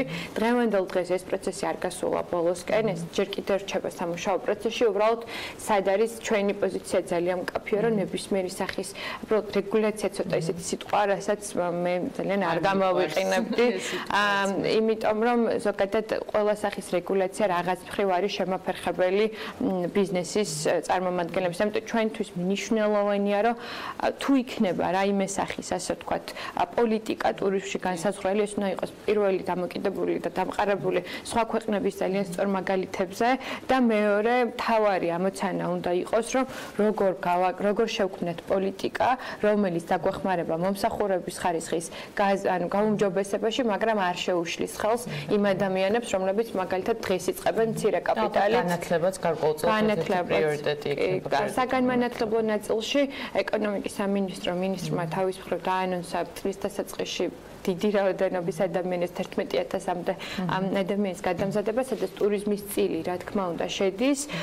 ჩვენ გავუსაზღვრეთ განათლების სამინისტროსთან და კერძო სექტორთან ერთად ტოპ დაახლოებით 10-12 პროფესია, სადაც ყველაზე მეტად გვჭირდება ამ ტენდენციურია, ეს არის ეგრეთ წოდებული food F&B სუპერვიზირება, მენეჯმენტი, შეიძლება იყოს გამყოლი გიდები, რომლის ასე ვთქვათ, სამთო გამყოლი გიდები, ენის ინგლისური ენის კურსები და ასე შემდეგ. შენ ახლა ახსენე G4G და ახალი ტურიზმის პოლიტიკა. თუ ვცდები ფაქტობრივად ახალი საკანონმდებლო ჩარჩო მზადდება. როდის შეიძლება მაგალითად ამასთან დაკავშირებით სიახლეები უკვე საჯარო იყოს? დიახ, როგორც მოგახსენეთ, მიმდინარეობს ამაზე მუშაობა, ჩართულები არიან, ექსპერტები მუშაობენ. როგორც კი გვექნება, ასე ვთქვათ, რა თქმა უნდა, ეს არ იგულისხმება, რომ 1 წლის და 2 წლის პერსპექტივა არის. მომდევნო უახლოეს პერიოდში უბრალოდ ისევ გაგრძელდება სამუშაო პროცესში, დაიდება რეკომენდაციას გაუზიარებთ კერძო სექტორს, ისევ როგორც სხვა საჯარო სტრუქტურებს და იქიდან უკვე დავიწყებთ რაღაცა მიმართულების გამოსავლების პოვნას. და ბოლოს ამ კვირის განმავლობაში ძალიან ბევრ კერძო სექტორის წარმომადგენელს შეხვდი. მაინტერესებს ძირითადი პრობლემა მათი მხრიდან რა იყო დასახელებული და რეალურად რა პრიორიტეტული მიმართულებაა გამოისახა მათი მხრიდან? ალბათ 3 პირველი და რასაც დღეს უკვე შევახეთ, ეს არის მომსახურების სფეროს გაუმჯობესების გამოწვევა. მეორე იყო ინფრასტრუქტურული ნაწილი, რაც შეეხებოდა ალბათ უმთავრესად ყველა შეხვედრას ეს იყო სველი წერტილების საკითხი, რომელიც წინან წლამდე აქტუალურია. უმჯობესი არ მე გავაჟღერო.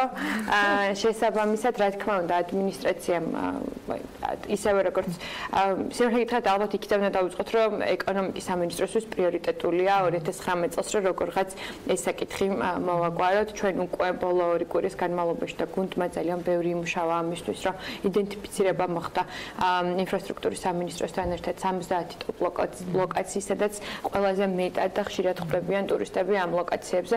რა თქმა უნდა, ეს არ არის საკმარისი, 70 ლოკაცია არ არის საკმარისი, რომ მოვიცოთ მთელი საქართველო, უბრალოდ ჩვენ გვინდა რომ სწრაფი და მყისიერი შედეგები და რეაგირება ასე ვთქვათ მოვახდინოთ. ამიტომ დავიწყებთ 70 ლოკაციით, უბრალოდ ცუდი ის არის, რომ 70 ლოკაციიდან დაახლოებით უმეტესობას 98%-ს ეჭიროება ხელახალი რემონტი, რეკონსტრუქცია. აქედან გამომდინარე, ახლა მიმდინარეობს შიდა განხილვები როგორ რაფორმით, მერე მოსაფიქრებელია მართვის ნაწილი კერძო სექტორის ჩართულობით, ასე რომ ეს არის ერთ-ერთი პრიორიტეტული, რაზეც ძალიან ბევრი სტრუქტურა, მუნიციპალიტეტები, ასე შემდეგ ჩართულები არიან ჩვენთან ერთად. მესამე ნაწილი იყო ზოგადი, ასე ვთქვათ, ისევ ალბათ საგანმანათლებლო, სატრეინინგო მიმართულება და ის რეგულაციები, რაზეც თქვენს დასვით კითხვა, სადაც შევთანხმდით, რომ ერთობლივად უმჯობესია მივიღოთ გადაწყვეტილება, რომ ჩვენი მოქალაქეები, ასე ვთქვათ, არ ჩავაყენოთ არასამართლიან პოზიციაში. ერთ-ერთი პრიორიტეტი ვიცი, რომ არის კერძო სექტორთან ურთიერთობის გაუმჯობესება არა, ალბათ უფრო ინტენსიური და კოორდინირებული რომ იყოს და ვიცი, გარკვეულ პლატფორმაზეა საუბარი, რომელიც ერთ პრეზენტაციაზე გაჟღერდა ძალიან მომეწონა. ამ პლატფორმის შესახებ რო უფრო მეტი ვისაუბროთ, იმიტომ რომ დაწუნებული ვარ ბევრს მაყურებელსაც და იცით, ადმინისტრაციას მე ვფიქრობ, რომ კარგია, რომ კერძო სექტორი არის ძალიან დიდი და შედგება უმრავი ადამიანისგან და ჩვენ დაგვჭირდა 3 კვირაზე მეტი იმისთვის, რომ სექტორულად და მე შემდგომ ჯგუფურად მომხდარიყო მათთან შეხვედრა. დიდია, ასე ვთქვათ, რაოდენობა ადამიანების. ამიტომ ბევრი ვიფიქრეთ, როგორ შეიძლებოდა, რომ ყოფილიყავით გამჭვირვალე, ყოფილიყავით მუდმივად, ასე ვთქვათ, წუთობრივად და საათობრივად ამ ადამიანებთან ხაზზე და იმ ახალი მიმართულებით, რაც გვინდა, რომ ტურიზმის ადმინისტრაციამ შეიძინოს, გარდა იმისა, რომ განაგრძობს, ვთქვათ, მარკეტინგული აქტივობების განხორციელებას და ასე შემდეგ, ეს არის ზოგადად შიდა პროდუქტის განვითარება და იმაზე ზრუნვა, რომ კერძო სექტორი იყოს მუდმივად ინფორმირებული. ამიტომ გაჩნდა ესეთი იდეა, რომ შევქმნათ ეგრეთ წოდებული B2B პლატფორმა, რომელიც იქნება მხოლოდ კერძო სექტორის, ასე ვთქვათ, წდომაზე დამყარებული. იქ შევძლებთ, რომ ჩვენ მივაწოდოთ ყველა ყველა ადამიანს ავტვირთოთ, რომელიც იქნება ასე ვთქვათ, მარტივად ნახვადი, ეს არის არა მხოლოდ სტატისტიკური მონაცემები, მაგრამ სტატისტიკური მონაცემებიც იქნება ბევრად უფრო სრულფასოვანი. ეს შეიძლება ეხებოდეს დანახარჯებს ქვეყნების მიხედვით, შეიძლება ეხებოდეს ზოგად სტატისტიკას უფრო დეტალურს, იმიტომ რომ სტატისტიკებიც იხვეწება და თავის მხრივ უფრო მეტად ძირფესვიანი შეიძლება გახდეს და ღირებული კერძო სექტორის. გარდა ამისა, სად ხედავთ ჩვენ როლს? ხედავთ იქ, რომ საბოლოო ჯამში ჩვენი მისია ერთი არის, რაც ადმინისტრაციის 2025 წლის ეს სტრატეგია იგივე არის კერძო სექტორისთვის და ჩვენ გვინდა რომ მათი კომერციული საქმიანობა იმდენად წარმატებული იყოს, რომ მათ მიერ რეალიზებული ტურისტული პროდუქტებით ჩამოვიდნენ საქართველოში მეტი ტურისტი. ამიტომ გვინდა რომ ასეთი რაღაც გავაკეთოთ, რომ ერთი ამ პლატფორმის მეშვეობით დავაანონსოთ ყველა ის აქტივობები, რასაც საერთაშორისო არეალზე ვაკეთებთ, სად და რას ველოდებით და რამდენი ადამიანი ნახულობს ამ კამპანიებს თუ ეს თუ ელექტრონული არის და ამავდროულად დავაანონსოთ, ვთქვათ, მომდევნო 6 თვის და 1 წლის სტრატეგია. თუ ჩვენ შევდივართ ახალ ბაზარზე და მაგალითისთვის მოვიყვანეთ მაგალითად ჩინეთის ბაზარი, როდესაც შევხვდით კერძო სექტორს, ჩვენ ვიაზრებთ, რომ არსებული ბაზრის, ასე ვთქვათ, მოგზაურობის ტენდენციების კვლევების მოძიება საკმაოდ ძვირადღირებული სიამოვნებაა. ამიტომ ის, რაც ადმინისტრაციის ხელთარსებულია, იმიტომ რომ კვლევა გვჭირდება იმისთვის, რომ მარკეტინგული კამპანია განსაზღვროთ, ჩვენ ამ ინფორმაციას გავიზიარებთ კერძო სექტორის პლატფორმის საშუალებით. ანუ მათ ეცოდინებათ, რომ თუ უნდა ჩინეთიდან ტურიზმი, მინიმუმ უნდა აკმაყოფილებდნენ ამ კრიტერიუმებს, ეს შეიძლება იყოს ჩინურენოვანი გიდი. შესაბამისად, ვფიქრობთ, რომ მათ უკვე შეუქმნით იმ ბაზას, რომ იყვნენ მზად თავიანთი ტურისტული პროდუქტებით, სწორედ შერჩეული, რომ ჩვენთან ერთად დაიწყონ ამ ბაზარზე სწორი პროდუქტის რეალიზება. ბოლოს ერთ-ერთი მნიშვნელოვანი ალბათ ინფორმაცია კერძო სექტორისთვის, ინვესტორებისთვის რეალურად არის სტატისტიკა, რომელიც გვაქვს, თუმცა ვფიქრობ, რომ გარკვეული უფრო მეტი დეტალი განსაკუთრებით ინვესტიციების კუთხით ალბათ მომავალში ანუ იგეგმება თუ არა გარკვეულად დამატებითი კვლევების ჩატარება, სხვადასხვა სექტორების სექტორული ასე ვთქვათ მიდგომები და საინვესტიციო კუთხით საინვესტიციო კუთხითაც და ანუ ისედაც მაგალითად რა მიზნებით ჩამოდიან უფრო პროცენტული მაჩვენებლები და ასე შემდეგ. ერთადერთი რაც შემიძლია რა ასე ვთქვათ გამოვყო პირველ რიგში დიახ იგეგმება, მეორე რიგში საინვესტიციო კუთხით ჩვენ ძალიან მჭიდროდ ვითანამშრომლებთ აწარმოეს საქართველოსთან, სადაც რომლების ასე ვთქვათ ძირითადი განსაზღვრელი და ასე ვთქვათ პოლიტიკის გამტარი არის საინვესტიციო ნაწილში საქართველოში. ჩვენ გვინდა რომ მეტი ინვესტორი ადგილობრივი ისე როგორც საერთაშორისო დაინტერესდეს ტურიზმში ინვესტიციით, რაც შეეხება სტატისტიკას, რა თქმა უნდა ყველა ინვესტორი უყურებს, იმიტომ რომ ბაზარი დიდი ხდება, როდესაც ტურიზმის ჭრილშიც განვიხილავთ. გვემატება 2019 წელს ახალი ჭრილის სტატისტიკა, ეს არის სატელიტური კონცეფტის ასე ვთქვათ ფორმის სტატისტიკა, რომელიც მოგცემს იმის საშუალებას, რომ საქართველოში ჩამოსული ტურისტები, რომლებიც იყენებენ roaming მომსახურებას, უკვე რეგიონალურ დონეზე განსაზღვროთ მათი მოძრაობა, მათი ასე ვთქვათ ლოკაციები და რაოდენობრივად განსაზღვროთ ეს ძალიან დაგვეხმარება ზუსტად რეგიონალური ინფრასტრუქტურის და არა მხოლოდ ინვესტიციების მოსაზიდად, იმიტომ რომ ციფრებზე დაყრდნობით შეგვიძლია საუბარი. მაია, მე დიდი მადლობა მინდა მოგიხადო ამ უწურო პასუხებისთვის, სიამოვნებით. კიდევ ძალიან ბევრი კითხვას დიდი სიამოვნებით შეგვიძლია უკვე ეთერს გარეთ გადავინაცვლოთ ამით. მე კი მაყურებელს ვემშვიდობები შემდეგ სამშაბათამდე ტურიზმის რუბრიკით. მადლობა მაია, შენ საინტერესო საუბრისათვის სტუმართან და მადლობა რა თქმა უნდა ჩვენ სტუმარს მარიამ ქრუვიშვილი იყო დღეს საქმიანი დილის სტუმარი მაიასიდან მოიცვისა, ჯორჯის მმართველი პარტნიორი დღეს ტურიზმის ეროვნული ადმინისტრაციის ხელმძღვანელს მასპინძლობდა. რეკლამა გველოდება წინ და რამდენიმე წუთში უკვე სხვა სტუმრებთან განსხვავებული თემით გებრუნდებით.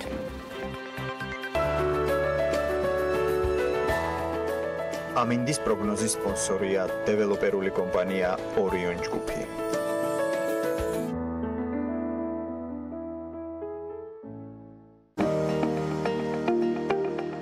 ამინდის პროგნოზის სპონსორია სადაზღვევო კომპანია უნისონი. თავისუფალი დაზღვევა თქვენი სიმშვიდისათვის.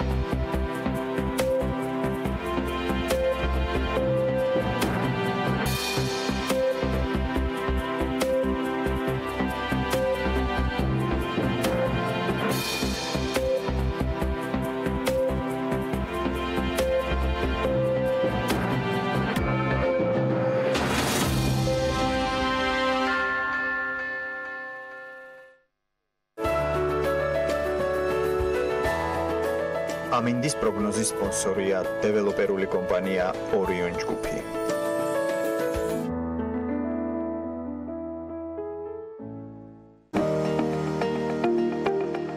ამინდის პროგნოზის სპონსორია სადაზღვევო კომპანია უნისონი. თავისუფალი დაზღვევა თქვენი სიმშვიდისათვის.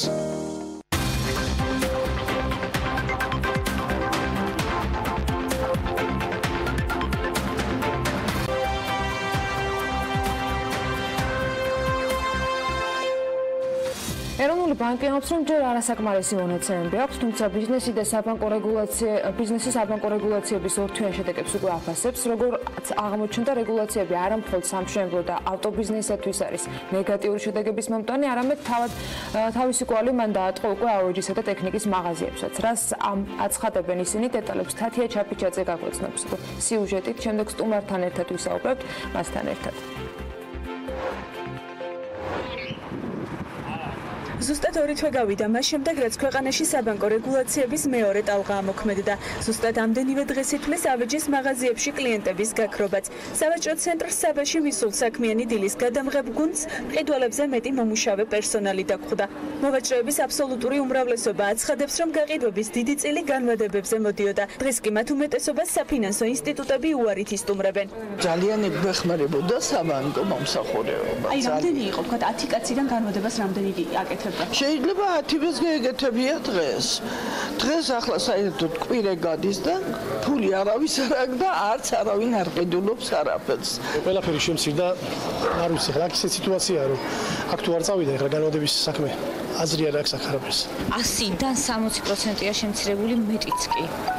გადავხედე წინა წლების ბრუნვებს, იმის წინა წლების ბრუნვებს, სადღაც აი რომ ვიტყვი მქონდა 30 რაღაც ერთეული გაყიდვა, ეხლა მაქვს 4 ერთეული. ბიზნეს სექტორი ფიქრობს, რომ რეგულაციების ზემოქმედება დროთა განმავლობაში მათთვის კიდევ უფრო მტკივნეული იქნება და შესაბამის ორგანოებს კანონის შერბილებისკენ მოუწოდებენ. შაშან დეკემბრის თვეში დაახლოებით იყო 70% განმარტებით გაყიდული და წელს იყო სადღაც 15%. და იანვრიდან ხო საერთოდ საოცრება ხდება. არ უმტკიცებენ არავის აბსოლუტურად განმარტებას. არც იმედია რაღაცა შეიცვლება, თორემ ფაქტიურად არანაირი ხელფასი არ არის, შემოსავალი არ არის, გადასახადები იმატებს. თურმე შეიცვლება ისე რომ არც დაზიანდეს ის საბანკო სისტემა და ჩვენც რაღაცნაირად მოგვეცეს საშუალება მუშაობის და ხალხსაც შეღავათი ექნება, რაღაც ისეთი უნდა მოიფიქრო ალბათ. მაღაზიები მყიდველებისგან თითქმის დაცლილი დაგვხვდა სავაჭრო ცენტრ მეგალაინშიც. ტექნიკის მაღაზიების ნაწილმა ფილიალების დახურვა და თანამშრომელთა გაშვება უკვე დაიწყო. ნაწილი კი გადარჩენის გზების ძიებაშია. ტექნიკის მაღაზიებში ამბობენ, რომ იანვრიდან გაყიდვების მაჩვენებლები თითქმის განახევრდა. არსებული ბაზარი კი განვითარების შესაძლებლობას აღარ იძლევა. განსაკუთრებით მძიმე და მგრძნობი არის ამ შემთხვევაში აღმოჩნდა ტექნიკის ბაზარი, გამომდინარე იქიდან, რომ ტექნიკის 80%-ზე მეტი იყიდება განმადებით, თუმცა დღეს უკვე შევსებული განაცხადების ნახევარზე მეტი არ მტკიცდება. ეს ყველაფერი, რა თქმა უნდა, ახდენს პირდაპირ გავლენას გაყიდვაზე, ინდუსტრიის ზრდაზე, პოტენცია, რომ ბაზარი განვითარდეს დღეს დღევანდელი მდგომარეობით და დღევანდელი მოცემულობით არ ჩანს. ამის სასახა მაგალითი არის არაერთი ტექნიკის მაღაზია, რომელთაც შეამცირეს ფილიალების რაოდენობა, საერთოდ გავიდნენ ბაზრიდან. 100%-დან 40% მაინც ყავდა განმადებით კლიენტი და ახლა ამ შემთხვევაში შემიძლია ვთქვა, რომ ძალიან დაცემულია. თვეში შეიძლება ერთი ადამიანიც არ მოდიოდეს განმადებაზე და იმიტომ რომ ყველას უარი მოსდის და აღარა აქვს აზრი. შექმნილ სიტუაციაში გამოსავლის გზების ძიება უკვე დაიწყო ბიზნესის ნაწილმა. სამშენებლო კომპანიები პოტენციურ კლიენტებს შიდა განმადებებს და სხვადასხვა ტიპის პროდუქტებს აქტიურად სთავაზობენ. მეტი დეველოპმენტში აცხადებენ, რომ მათი კლიენტები ბანკის მიერ გაცემულ სასხავს ფაქტობრივად აღარ საჭიროებენ. ჩვენი მომხმარებლები სარგებლობენ მოქნილი გადახდის პირობებით, რაც თავისთავში გულისხმობს 2-დან 4 წლამდე უპროცენტო განმადებას. მათ აქვს საშუალება, რომ 2-დან 4 წლამდე უპროცენტო შიდა განმადების მეშვეობით უკვე შეიქმნან აქტივი. რის საფუძველზეც მე თავისუფლად იღებენ ბანკიდან სესხს. თუმცა ეს პერიოდი 2-დან 4 წლამდე უპროცენტო განმადება ძირითად შემთხვევაში საკმარისია ხოლმე იმისათვის, რომ ადამიანებმა არ ისარგებლონ ბანკის მომსახურებით და შეიძინონ ბინა. კრედიტის ზრდის მოსალოდნელზე მეტად შენელება დაასახელა საერთაშორისო სავალუტო ფონდმა საქართველოს ეკონომიკური ზრდის პროგნოზის შემცირების ერთ-ერთ მიზეზად. ფონდის მისიის მიერ გამოქვეყნებული განცხადების მიხედვით 2019 წლის განმავლობაში საქართველოში 4.6%-ის ეკონომიკური ზრდა იქნება, რაც 2018 წლის ოქტომბერში გაკეთებულ პროგნოზ 0.8%-ული პუნქტით ჩამოუვარდება. საზოგადოება და ბანკების გამგეობის თავმჯდომარე ფიქრობს, რომ IMF-ის ეკონომიკური ზრდის კიდევ უფრო შემცირება სებისთვის კონკრეტული გზავნილი უნდა გახდეს. სავალუტო ფონდი ზოგადად რეგულაციებს იწონებდა, თუმცა როგორც ჩანს, მათ მონოდინსაც კი გადააჭარბა სესხების გაცემის ინტენსივობამ და მნიშვნელოვნად არის ეს შემცირებული. საქართველოში კი მოგეხსენება ბიზნესი ძალიან ბევრი დარგი არის დამოკიდებული საფაკო სესხებზე. ამიტომ ძალიან მნიშვნელოვანია, რომ თქვა მთავრობამ, ეროვნულმა ბანკმა იფიქროს იმაზე, ზედმეტი ხომ არ მოუვიდათ რეგულაციებთან დაკავშირებით. რეგულაციების ამოქმედების ორთვიან შედეგებს ნეგატიურად აფასებენ მოქალაქეებიც. ჩვენს მიერ გამოკითხული რესპონდენტები აცხადებენ, რომ უმჯობესი იქნებოდა შეწყვეტები ეტაპობრივი და არსებულზე რბილი ყოფილიყო. ეს უნდა ყოფილიყო ეტაპობრივად, როგორც სხვა დანარჩენები, რომლებიც მოგვახვიეს თავს. უნდა მიეცეს ყველა მოქალაქეს იმის საშუალება, რომ მას გნას თავისი სასურველი, მათთვის სასურველი ნივთი შეიძინონ განვადებით. პრობლემები შეექმნა, ვისაჭირდებოდა თქვა რაღაცა საქმის წაუსაწყებად ან რაღაცა. ახსნა იყო, რომ ჭარბვალიანობა აქვს ქვეყანაში, ბევრი სესხი აქვს მოქალაქეებს და ამიტომ როგორ ფიქრობთ ეს? ეს ხო არ ნიშნავს, ხო, ვისაც წესიერ მომხმარებელს უჭირდება თქვა ეხლა ცეცხლის დაიჩაგროს. თავისი არჩევანია რა. უნდა იყოს ზედმეტი მოიტანს, წავა და ვიღაცისგან მაინც ისესხებს, ახლა როცა ეს ფული ჭირდება. შეგახსენებთ, რომ საბანკო რეგულაციები ქვეყანაში ჭარბვალიანობის შემცირების მიზნით აამოქმედა. რეგულაციების გავლენაზე გავაგრძელებთ საუბარს ერთი კონკრეტული ბიზნესის მაგალითზე PKB-ზე შემოგვიერთდა და როგორც დაგვირთეთ თათია ჩაფიჯაძის თანამედროვე უმასპინძლებს სტუმარს დღეს ბესო თავბერიძე ბალავარის დირექტორი არის საქმიანი დირექტორი მოგესალმებით ბატონო ბესო მოგესალმებით თათია ბექა ბატონ ბესო თქვენ შემთხვევაში სამშენებლო ბიზნესს წარმოადგენთ ამ ორი თვის შედეგებით როგორ შეაფასებთ თქვენი ბიზნესის განვითარების ტემპებს რაც სრულებები დაინახეთ და რაში დაინახეთ კონკრეტულად ასახვა დადებითად ან უარყოფითად იმ ახალი რეგულაციებით, რომელიც იანვრიდან ამოქმედა. დიდი მადლობა მოწვევისათვის პირველ რიგში. რა თქმა უნდა, მე როგორც ადრე ვამბობდი, საბანკო რეგულაციები უარყოფითად იმოქმედებდა სამშენებლო სექტორზე, რამაც დაგვანახა ამ ორი თვის შედეგებმა. ციფრებია ხო ყველაფერი. გაყიდვები 50% შემცირდა, ანუ ის რა პროდუქტი რაც ბანკით იყიდოდა ფაქტიურად ხალხი მოდის პირველადი შესატანით, მაგრამ ბანკი უკვე ვეღარ უმტკიცებს სესხს. ანუ ფაქტიურად ეს კლიენტი დავკარგეთ. მერე გადასახადები, ბიუჯეტში გადასახადები. სიტყვაზე დაახლოებით თუ ბალავარის ერთ-ერთი ობიექტი, სიტყვაზე ნავთლუხის ობიექტი დაახლოებით 200,000 ლარს დერეგეს კუთხით იხდიდა ბიუჯეტში, ახლა წინა თვეში ფაქტურად 20 თუ 30,000 ლარი იქნა გადახდილი. ანუ ესეთი ეს ძალიან დიდი დარტყმა ბიუჯეტისთვის. ახლა გარდა მაგისა, სამშენებლო სექტორის გაჩერება ბევრმა დააკონსერვა ობიექტი, რომელიც ახლა ვთქვათ ისე ძლიერი არ არის, როგორც ბალავარი და იმის საშუალება არ აქვს, რომ მოერგოს ამ რეგულაციებს, ბევრმა გააჩერა ობიექტი. და რა ჩვენც ვეძებთ ახლა გამოსავალს. თქვენი გამოსავალი რას თავაზობთ? რაზე გადაწყობა მოგიწიათ? ჩვენ მოვისმინეთ სხვადასხვა კომენტარები, სხვადასხვა კომპანიების, რომელმაც რაღაც კონკრეტული პროდუქტები დანერგეს და ეს რამდენად არის გამოსავალი იმისა, რომ თქვა სექტორი განვითარდეს და შენატანები ბიუჯეტში ასევე იყოს დიდი და ეკონომიკური ზრდა შესაძლებელი. ისიც რა, ყველა სიტუაციიდან გამოსავალი უნდა ვიპოვოთ, რა თქმა უნდა, ბიზნესმენები ვართ და სიტუაციიდან გამოსავალი. ჩვენი გამოსავალი ახლა სიტუაციიდან ის არის, რომ ახალი პროდუქტი შევთავაზოთ მომხმარებელს. ეს იქნება ალბათ გრძელვადიანი განვადება. ერთი მხრივ ეს გრძელვადიანი განვადება რას მოიტანს, რომ ადრე თქვა 2 წლიანი განვადება თუ მქონდა, ეხლა გადავდივარ ალბათ 6 წლიან განვადებაზე. ეხლა ვამუშავებ იურისტებთან ახალ ხელშეკრულებებს, ახალ სტრატეგიას და ალბათ ერთ კვირაში მომხმარებელს შევთავაზებთ უკვე 6 წლიან განვადებას. არა, რას იწვევს ეს 6 წლიანი განვადება? ეს 6 წლიანი განვადება იწვევს იმას, რომ შემდეგ პროექტს ვეღარ იწყებ ფაქტიურად. ანუ ერთი პროექტი, რომელიც ვთქვათ 2 წელიწადში უნდა დასრულებულიყო და შემდეგი პროექტი დაიწყო, ეხლა ეს ერთი პროექტი 6 წლის განმავლობაში გრძელდება.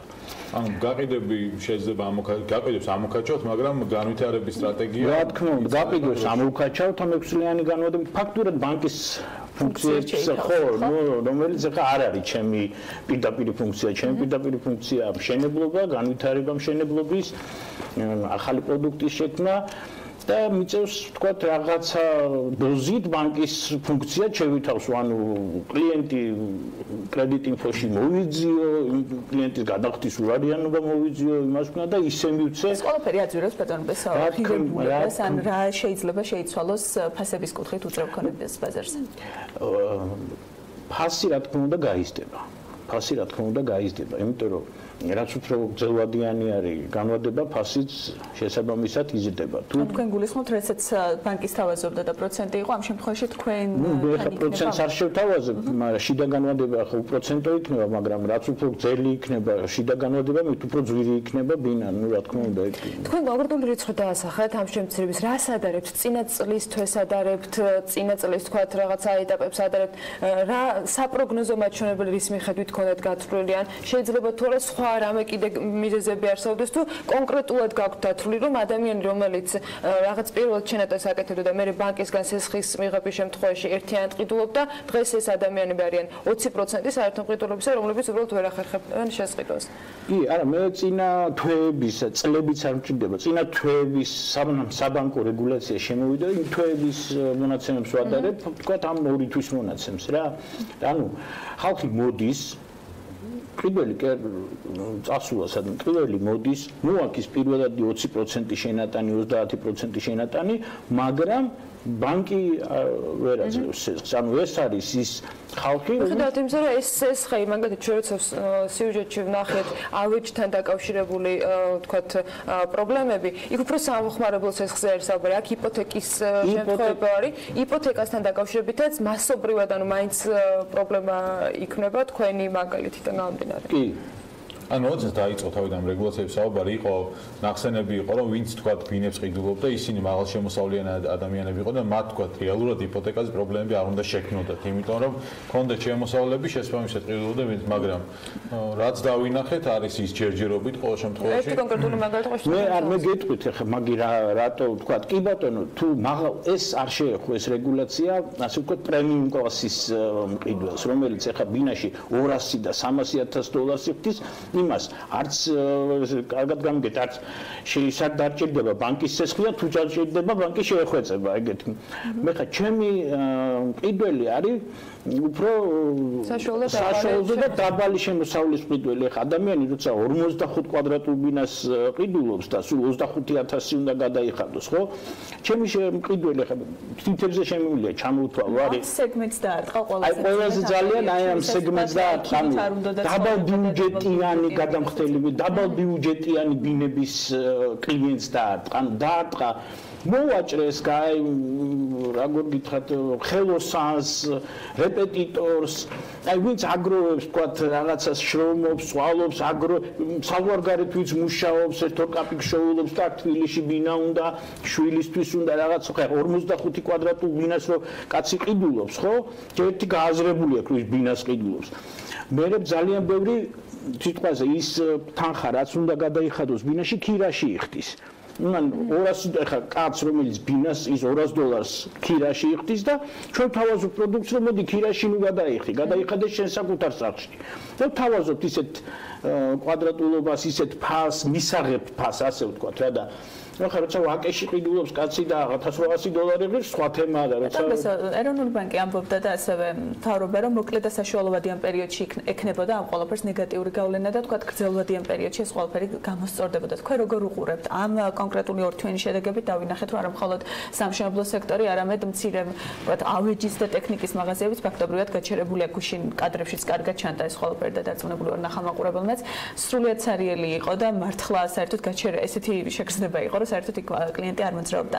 მაგრამ როგორი შეიძლება იყოს თქვა განვითარება და დროთა განმავლობაში თქვა ბიზნესიც მოახერხებს გადაწყობას, ხომ არ ფიქრობთ რომ მე მდგომარეობა უკეთესობისკენ შეიძლება? ოღონდ ორი ასპექტით შევაფასოთ, ერთი მომხმარებლისთვის და ერთი ბიზნესისთვის თავად, ანუ თქვენ ნაწილობრივ ვისაუბრეთ, მაგრამ რეზიუმირებისათვის რომ აი ამ ორ მიმართულებაზე ცოტა ვისაუბროთ, ერთი წლის შემდეგ რა სიტუაცია შეიძლება ვიყოთ? ერთი წლის შემდეგ თქვა ერთი პირველი მიმართულება თქვა ბიზნესის მიმართულება. ეს აუღნიშნე კიდევაც რომ თქვა ის რეალიზაცია რაც 1 წელიწადში უნდა გამაკეთებინა, გავაკეთებ 3 წელიწადში. შესაბამისად, ჩემი ბიზნესის განვითარება რაც 1 წლის მერე უნდა გამაკეთებინა, 3 წლის მერე შეძლებ ბიზნესის განვითარებას. ეგეთი, ახლა დადებითია თუ არ ყოფითი შეაფასეთ, ხო? საერთოდ თუ არ ყოფითი, რადგან რა თქმა უნდა, როცა შეგიძლია რომ 1 წელიწადში შენ ამოიღო ჩადებული თანხა სხვა მიწაიყიდო და ამტკიცო, კიდე იქით განავითარო. თუმცა რაღაცა მიზანი იყო, რომ ეს რაღაცა პრობლემები და ჭარბვალიანობის კუთხით არსებული მდგომარეობა მეტნაკლებად შევცვალოთ და შეიძლება ამ კუთხით. კი, მაგრამ როცა ადამიანი ბინას ყიდულობს და იპოთეკო ახლა თან სამშენებლო იმაზე მარტო ის ხო არ არის, რომ თქვა ბინა და ბინას ყიდულობს ადამიანი. სამშენებლო სექტორზე დგას დასაქმებული ადამიანების ძალიან დიდი რაოდენობა. ეხლა მარტო ერთ ობიექტზე ჩემთან დაახლოებით 150 კაცი მუშაობს. ეხლა ნებისმიერ შეიძლება ბიუჯეტში გადახდით, ეხლა იმხელა გადახდა არ არის, შენატანი არ არის, თქვა როგორც ბენზინი რო შემოდის და იქიდან ბიუჯეტში თანხები შედის, მაგრამ დასაქმებაა ძალიან დიდი. 150 კაცი ხა ერთ ობიექტზე პლუს იმას მოყვება თავის სატელიტი ბიზნესები, იქიდან არმატურა არის, ბეტონი არის, სარემონტო მასალებია, იმის ხელოსნებია, იმის რემონტებია და ნუ ეხლა რომ შემოხვიდეთ იმაზე. სწორედ ეს ჯამურად აისახება მე ეკონომიკის და რემონტთან დაკავშირებით, უკვე აღნიშნული იყო რომ ჯამში ტემპების შენელებასთან დაკავშირებით გარკვეული პროგნოზები არსებობს. ნუ ჯერჯერობით ეხლა 2 თვეა გასული და ეს უფრო და უფრო შეიგრძნობა და უფრო დაატყობს. ეროვნული ბანკიც ამბობს, რომ აი პირველი კვარტალის შედეგებს დაველოდებით და შემდეგ ალბათ ვიმსჯელებთ, არ ვიცი, აპირებთ რა ჯერობას, მაგრამ ყოველ შემთხვევაში რაღაცა ტემპი შენელება შეიძლება გახდეს რაღაც საფუძველი, იმიტომ რომ თავად საავტო ფონდი მომხრე იყო რეგულაციების. ალბათ და მე ვისაუბრებენ იდეაში რა დავალოდეთ კობაგოენდაძე საავადმყოფოდ აპრილში მოусმენეს საკანონმდებლო ორგანოში ამ მიმართულებით მე თქვენ წარმატებას გისურვებთ. ბესო თავბერიძე ვალავარის დირექტორი იყო საქმიანი დილის სტუმარი. ჩვენ შევეცადეთ რომ რამდენიმე მიმართულებით მოგვიკითხა იმ ბიზნესების აზრი და ინფორმაცია მოგვეძიებინა თუ რა ხდება მას შემდეგ რაც 1 იანვრიდან დაკრედიტების ახალი და შედარებით გამკაცრებული რეგულაციები ამოქმედდა. ეს იყო კონკრეტული მაგალითი კონკრეტული ბიზნესის რომელიც საუბრობს იმ შემცირებაზე და პრობლემებზე რომელიც ამ თვის განმავლობაში მათთვის ხელშესახები და დასანახი აღმოჩნდა. რამდენიმე წუთში რეკლამის შემდეგ კიდევ ერთ ძალიან საინტერესო შემოთავაზებაზე ვისაუბროთ მე და ბექა პაციკაძე, ასე რომ დაგვეულოთ.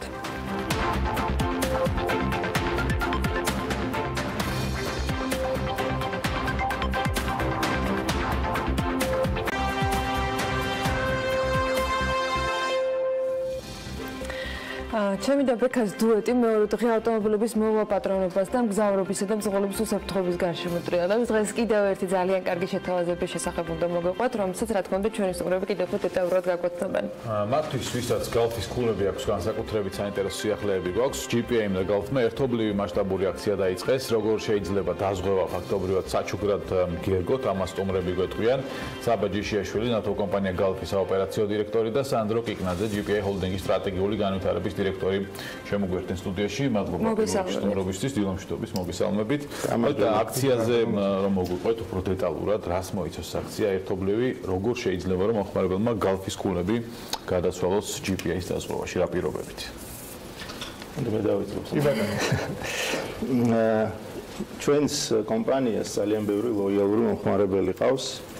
რომლებიც არიან გალფ კლუბში გაწევრიანებულები, ყოველდღიურად იღებენ სხვადასხვა ფასდაკლებებს, აქციებს, შეთავაზებებს და მათ შორის აგროვებენ ქულებს. ქულების გადაცვლა აქამდე ძირითადად მაღაზიებში ხდებოდა და სხვადასხვა საჭიროებებიდან გამომდინარე დავიწყეთ უკვე პარტნიორებთან მუშაობა და ჩვენი ქულების სხვადასხვა მიმართულებით განკარგვის შესაძლებლობა. პირველი და ძალიან საინტერესო რაც არის და რაც შემოდის უკვე აქტუალური ხდება ჩვენს ქვეყანაში, მესამე პირის ავტოპასუხისმგებლობის დაზღვევა, რომელიც მოიცავს როგორც ავტომობილს, ასევე ჯანმრთელობის ანაზღაურებას. ჯანმრთელობასთან დაკავშირებული ხარჯების ანაზღაურებას. ამ ტიპის 7500 ლარიანი ლიმიტის ყიდვის შესრულება შეიძლება ექნება მომხმარებელს 500 გულად. 500 გულა იქნება საფასური ერთწლიანი დაზღვევა. GPI-ის ამ შემთხვევაში ინტერესი რა იყო, რომ ერთმანეთთან ასეთი ფორმით ქონოდათ კოოპერაცია, ასე ვთქვათ, ანუ თქვენი ინტერესი რა იყო? ინტერესი არის მრავალფერი, მოგესალმებით პირველ რიგში, დიდი მადლობა სტუდიაში მოწვევისთვის. პირველ რიგში ვიტყვი, რომ ჩვენთვის ძალიან სასიხარულოა დღეს გავთან თანამშრომლობის დაწყება ამ ინოვაციური პროექტით. როგორც საბამ აღნიშნა, დღეიდან გავფის ასეულობით 1000 კლიენტს უკვე შეუძლია რომ გაიაქტიუროს GPI-ის ავტოდაზღვევის პაკეტი ძალიან მარტივად ქულების სანაცვლოდ. ეს დაზღვევა მოიცავს თავის თავში ორ კომპონენტს. ერთი არის პირველი ფარავს ავტომობილის პასუხისმგებლობას მესამე მხარის მიმართ. რაც გულისხმობს თქვათ აი კლიენტის ბრალეულობით მესამე პირის თქვათ მანქანის ან ქონების დაზიანებას. ამ შემთხვევაში ხდება თქვათ ანაზღაურების გაცემა. მეორე კომპონენტი ფარავს მძღოლისა და მგზავრების ჯანმრთელობას ავტოსაგზაო შემთხვევის დროს. ანუ ავტოსაგზაო შემთხვევისას თუ თქვათ დაზიანდა ზიანი მიადგა მგზავრების ჯანმრთელობას, ამ შემთხვევაში ხდება 7500 ლარიანი ლიმიტის ფარგლებში ანაზღაურების გაცემა. ინტერესი არის ის, რომ პირველ რიგში თვითონ ეს პროდუქტი ავტომობილთა პასუხისმგებლობის დაზღვევა დღეისათვის არის ერთ-ერთი ყველაზე უფრო აქტუალური და მნიშვნელოვანი საქართველოში. ეს არის პირველი ამაზე შეგვიძლია რომ განვავრცელოთ პრინციპში თქვათ, რომ თქვენ ალბათ იცით, რომ საქართველოს პარლამენტში უკვე შესულია კანონპროექტი, რომლის მიხედვითაც ყველა ავტომობილისთვის ამ პროდუქტის ქონა ხდება სავალდებულო. დღეისათვის ჩვენ სამწუხაროდ გავამყოფებით იმ რეალობაში, როდესაც ძალიან ცოტა ქვეყანა მსოფლიოში დარჩენს რაც ეს პრაქტიკა აპრობირებული. ამაზე სულ საუბარი, რომ აი ჩვენ ვართ რაღაც გამონაკლისი თან მცირე ქვეყნების რიცხვი, სადაც ეს დაზღვევა არ მოქმედებს სავალდებულო დაზღვევა. ამ ნაწილში თქვა წელსვლებები იქნება. ხო, ანუ რეალურად რომ გადავხედოთ ახლა სტატისტიკას, მარტივად 1.200.000 ავტომობილი არის საქართველოში რეგისტრირებული და იქიდან სულ რაღაც 55.000 ავტომობილი არის დაზღვეული, ანუ 5%-იც არა.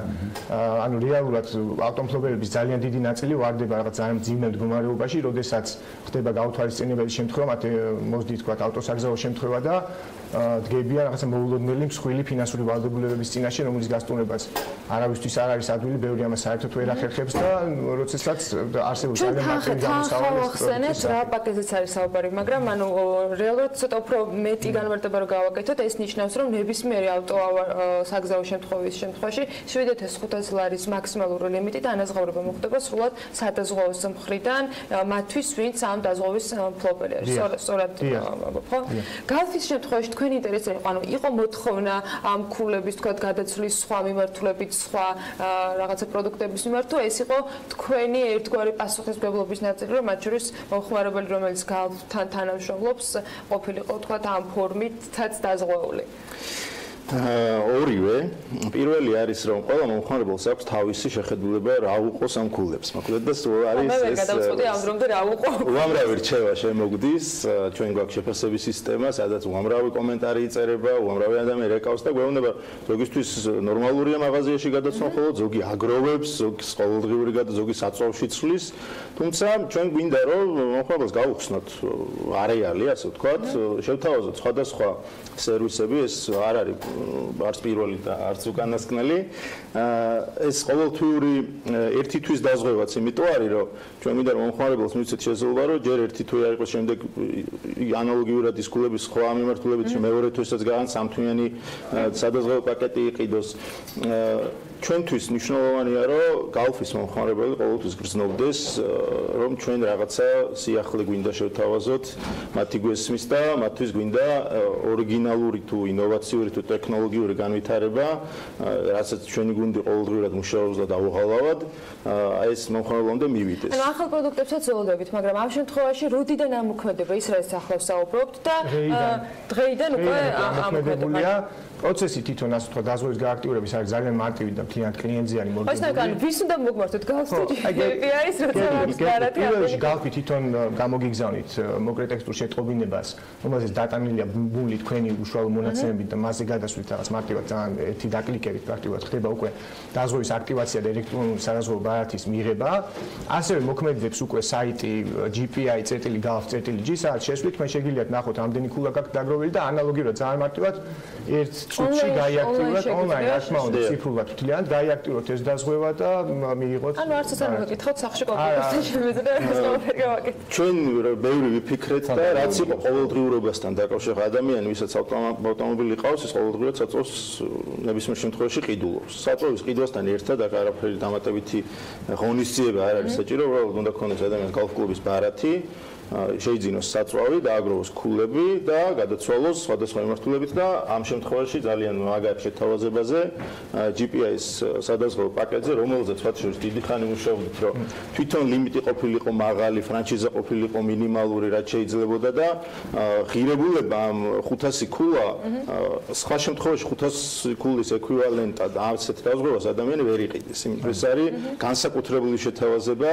გალფ-კლუბის წევრებისთვის და გალფის მომხმარებელს. დაგროვებული აქვს ქულები, იმას უკვე შეუძლია დღეიდან იყიდოს, თუ ამ დღეიდან უნდა დაიწყოს დაგროვება იმისთვის, რომ აი ეგ მინდოდა ეხლა ამ წუთას ზუსტად დაემატებინა, ერთის მხრივ ვისაც უკვე აქვს 10,000 ქულა, აქვს 20,000 ქულა, აქვს, შეუძლია მთელი წელი ისარგებლოს. სამთვიანი დაზღვა შეიძლება რომ ერთბაშად იქნას შეძენილი და ამ პერიოდის გასვლის შემდეგაც ჩვენ ვაპირებთ განახმიანოთ ამ კლიენტებს და მარტივად ანალოგიური გზით შევასრულოთ. რამდენი ქულა დაგროვებული? ხო და აი მაგას ვამბობ ეხლა. თუ ქულა არა გაქვს დაგროვებული, ან დღეს გადაწყვიტა გალფის მომხმარებელი გახდა ამ აქციის ან სხვა პირობების გამო, ვინც მარტის თვეში 100 ლიტრს ჩაასხავს GeForce-ის აწვავს, მას 500 ქულა საჩუქრად მიეცემა. ანუ გარდა იმისა, რომ ფასდაკლებას მიიღებს საწვავზე და გარდა იმისა, რომ დაახლოებით 200 ქულა ავტომატურად სხვა მხრივაც დაუგროვდებოდა, ახალი აქცია გაეშვა 1 მარტიდან, რომ ახალი მომხმარებელი არ დაიჩაგროს და არ დაელოდოს 500 ქულას როდის დააგროვებს. მან შეიძლება 100 ლიტრი ჩაასხას პირველ 2 კვირაში და თავიდანვე შეუძლია გადაცვალოს სადაზღვევო პაკეტზე და სავარაუდოდ ეს აქცია აპრილშიც გაგრძელდება. დაზღვევის ნაწილს რაც შეეხება, ეხლა მიდის განხილვები და ჩამოყალიბება, ხო? ანუ ეს პირობები შეიძლება რომ შეიცვალოს თუ ანუ ერთიანი პირობა იქნება, ხო, ყველასთვის რაც სავალდებულოა. კანონ პროექტს შეეხება, ჯერ ძალიან ბევრი დეტალი არის დაუზუსტებელი და არ ვიცით საბოლოოდ რა სახეს მიიღებს, თუმცა ვიცით რომ წელს უნდა განხორციელდეს. და ძალიან მნიშვნელოვანია რომ ისეთი მოდელი მიიღოს სახელმწიფომ, რომელიც გრძელვადიანად იქნება მდგრადი და სტაბილურია. ამაზე მიდის მსჯელობა თქვა სადაზღვევო ინდუსტრიას. GPI ჩართულია ხო ამ პროცესში ამ პირობებში. ჩვენ მომავალში მაგაზე კიდევ ესაუბრებთ, მაგრამ ვიდრე სტუმრებს დავშვებით, კიდევ ერთ ძალიან კარგ სიახლეზე უნდა ვისაუბროთ. ეს არის აპლიკაცია, რომელიც გალფაში სთავაზა მომხმარებელს. რა შეიცვალა და რა ტიპის თქვა სიმარტივესთან ან კომფორტთან, სიახლესთან გვაქვს საქმე ამ აპლიკაციის განახლებით? პირველ რიგში რაც არ ჩანს გარედან, ჩვენ შევცვალთ მთლიანად სისტემა, რაც შესაძლებლობას მოგცემს, რომ მომავალში უფრო მეტი აქცია ჩავრთოთ ჩვენი მომხმარებლებისთვის. ანუ ის სიახლეები, რომელიც დაანონსეთ, ამ მათ შორის ამ აპლიკაციით იქნება. ამ აპლიკაციით იქნება და სხვა სიახლეებს, ანუ ძველი აპლიკაცია არ გვაძლევდა შესაძლებლობას სხვადასხვა აქციები, გონდა იდეები, მაგრამ ვერ ვახორციელებდით. ახალი აპლიკაციის პირობებში ამის შესაძლებლობა გვექნება და ძალიან ბევრი სიახლე ექნება ჩვენს მომხმარებელს. მეორე არის ინტერფეისი არის რაღაც უფრო დახვეწილი, თანამედროვე, მე მგონი რაღაცა პირველადი შეფასება ძალიან მაგარია, ყველას მოსწონს ფიზიკურად, ვიზუალურად, სამართავად ასე შემდეგ.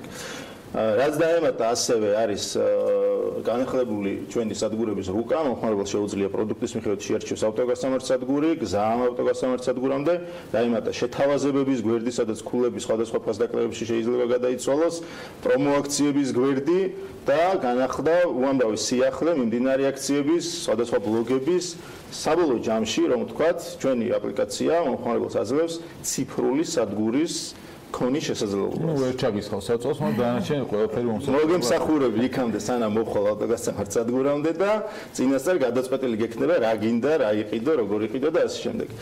ასევე მომავალში აქციების კუთხით გავთქვი უკვე, აპლიკაციის მიმართულებითაც მუშაობ, მომხმარებელი ყოველდღიურად ვიფიქსირებს თავის შეხედულებებს, აზრებს და ამას ვითვალისწინებს ჩვენი მარკეტინგის გუნდი მუშაობს, რომ ის პროდუქტი მივიცეთ მომხმარებელს, რაც მას სჭირდება რეალურად. ანუ თქვენ ჯერ გალფის გასამართ სადგურამდე არ მისულხოთ, აპლიკაციამდე მიდით და დანარჩენს მე უკვე თავად გადაწყოთ, როგორ შეიძლება სად და რა რისთვის მიხვდეთ. დიდი მადლობა.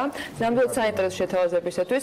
საინტერესო იქნება ერთი თვის შედეგები, რამდენმა ადამიანმა გამოიყენა, მათ შორის ეს შესაძლებლობა, მით უმეტეს რომ მე მგონი ჩვევაში თუ გადავა უკვე ავტომობილის დაზღვევა, ესეც ერთ-ერთი მნიშვნელოვანი ვთქვათ კომპონენტი იქნება. საავადმყოფო ავამატებთ, შეიძლება რომ ზუსტად ეგ იყო ჩვენი თავიდან აკითხვაც დასვით, რომ რა იყო გალფის мотиваცია, რატომ სადაზღვევო პაკეტი და არა მაგალითად ნებისმიერი სხვა სერვისი, რომელიც შეგვიძლია შეგვეთავაზებინა. ჩვენ გვინდა რომ ისევე როგორც ყველა განვითარებულ ქვეყანაში, საქართველოში წავტომფლობელები იყვნენ იგივე პრივილეგიებით სარგებლობდნენ, რაც მათ აქვს სხვადასხვა ქვეყნებში, ზოგს იმიტომ რომ ეს სავალდებულოა, ზოგს იმიტომ რომ ეს მას წინასწარ აქვს განსაცდელი და ზოგს იმიტომ რომ ეს უბრალოდ ცხოვრების წესია. ჩვენ გვინდა რომ მომხმარებელი პირველ რიგში მიეჩვიოს რომ მას უნდა კონდეს დაზღვევა, ეს მე მგონი ყველასთვის ნორმალურია, ისე როგორც მივეჩვით, რომ ჯანმრთელობის დაზღვევა უნდა კონდეს, სხვადასხვა დაზღვევა უნდა კონდეს. პირველი არის რომ უნდა მიეჩვიოს, მეორე არის ჩვენ გვინდა მომხმარებელს შევქმნათ კომფორტი და ეს პირველადი ხარჯები სადაზღვევს, ანამ ის ამას მიეჩვევა, გვინდა რომ აი თუ საწოლს იყიდის, ამით უფასოდ ისარგებლოს და ფაქტიურად უფასოდ სარგებლობა. ასლით თუ ჩაასხავ და 500 გულას დაჩუქებ, მე ამ 500 გულას გადაცლი. სადაზღვევა პაკეტში უფასოდში ყიდულობ აუზი მაქვს ასე და საწოლი. არა მე მიყიდე ეს შეიძლება დავამატებ მეც რომ მართლა ძალიან დასაფასებელია გალფის ნაბიჯი რომელმაც მართლა ასეულობით 1000 ადამიანს ფაქტიურად საჩუქრად შესთავაზა ესეთი პროდუქტი და ვიტყვი იმას რომ 7500 ლარი ლიმიტი რეალურად ძალიან ამ ლიმიტის ფარგლებში დაზღვევის მიღება ნიშნავს იმას რომ ძალიან მაღალი ხარისხით იქნება დაცული გალფის კლიენტების აი ეს რისკები იმიტომ რომ ჩვენი სტატისტიკა მეტყველებს იმაზე რომ რაღაც 80-90% შემთხვევებში ამ ლიმიტის ფარგლებში ჯდება და შესაბამისად ძალიან მშვიდად შეუძლიათ ამ ადამიანებს რომ ლიმიტი ნამდვილად მაღალი არის, რაც ძალიან მნიშვნელოვანია, როდესაც გაუთვალისწინებელ ხარჯებთან გვაქვს ხოლმე საქმე. ძალიან დიდი მადლობა სტუმრობისათვის. საბაჯის შეაშვილს ნავთობკომპანია გალფის საოპერაციო დირექტორს და სანდრო კიკრანძეს GPA ჰოლდინგის სტრატეგიული განვითარების დირექტორს მასპინძლობდით საქმიანი დილის სტუდიაში. ჩვენ კიდევ ერთ ძალიან საინტერესო ამბავზე უნდა გიამბოთ. შეუძლია თუ არა ქართულ ღვინოს გადაიბიროს მსოფლიო ღვინის მომხმარებლები. სწორედ ასეთი სათაურით გამოქვეყნა სტატია BBC-მ, რომელშიც ავტორი აღნიშნავს, რომ საქართველოს მეღვინეობის სამშობლოა, სადაც ღვინის წარმოება 8000 წლის წინ დაიწყეს და სადაც უნიკალური ღვინოები იწარმოება. ავტორი ეწვია ქართული ღვინის მწარმოებელ რამდენიმე კომპანიასაც, სადაც 2000 ლიტრიანი ქვევრებიდან ღვინოც დააგებოვნა. რომელი ღვინოები გაასინჯეს BBC ჟურნალისტ საქართველოში და რატომ მოიხიბლა ის ამ ყველაფრით? ლევან თაღიაშვილი შემოგთავაზებს ახლა ამ მასალის მიმოხილვას. ლევან, დილამშვიდობისა.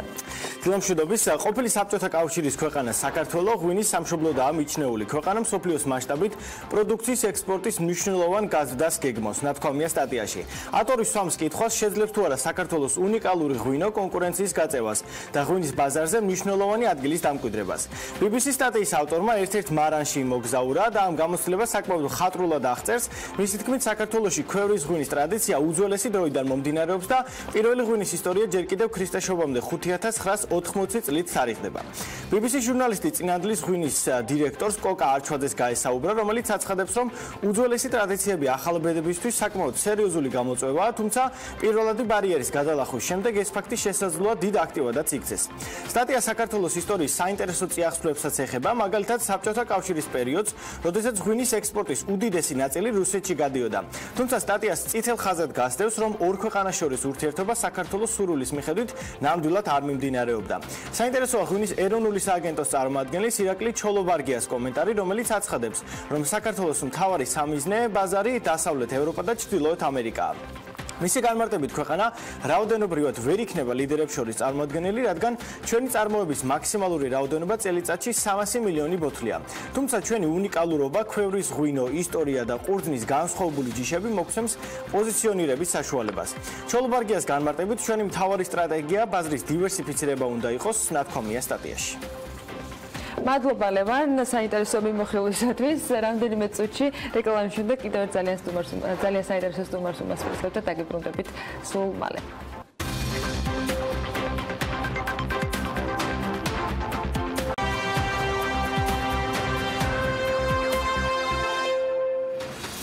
განაგრძობ საქმიან დილას თბილისის მერიას მოქალაქე მრავალსართულიანი ტიპობრივი საცხოვრებელი სახლების ფასადების მოდერნიზაციას თავაზობს დედაქალაქის მთავრობის მიერ შექმნილი პლატფორმის დახმარებით. ჩვენი იდეა ქალაქის მერს მოქალაქე მარიამ მენაბდა ეგრეთ წოდებული ხრუშოკების, რომელთა ფასადებიც ცენტრალურ ქუჩებზე გამოდის, სახეცვლილებისთვის კონკრეტულ პროექტს არეგისტრირებს და მოსახლეობის მხრიდან საკმარისი მხარდაჭერის შემთხვევაში დედაქალაქის მთავრობამ წინადადება უნდა განიხილოს. ვიდრე პროცედურული ბიუროკრატია გაივლის და მერიის იდეის დამოკიდებულებაზე პოზიცია გვეცოდინება, ჩვენი ყურადღება ამ პროექტის შინაარსმა მიიქცია. იდეის ავტორი აღნიშნავს, რომ მის მიერ წარმოდგენილი პროექტი მინიმალურ დანახარჯზეა გათვლილი.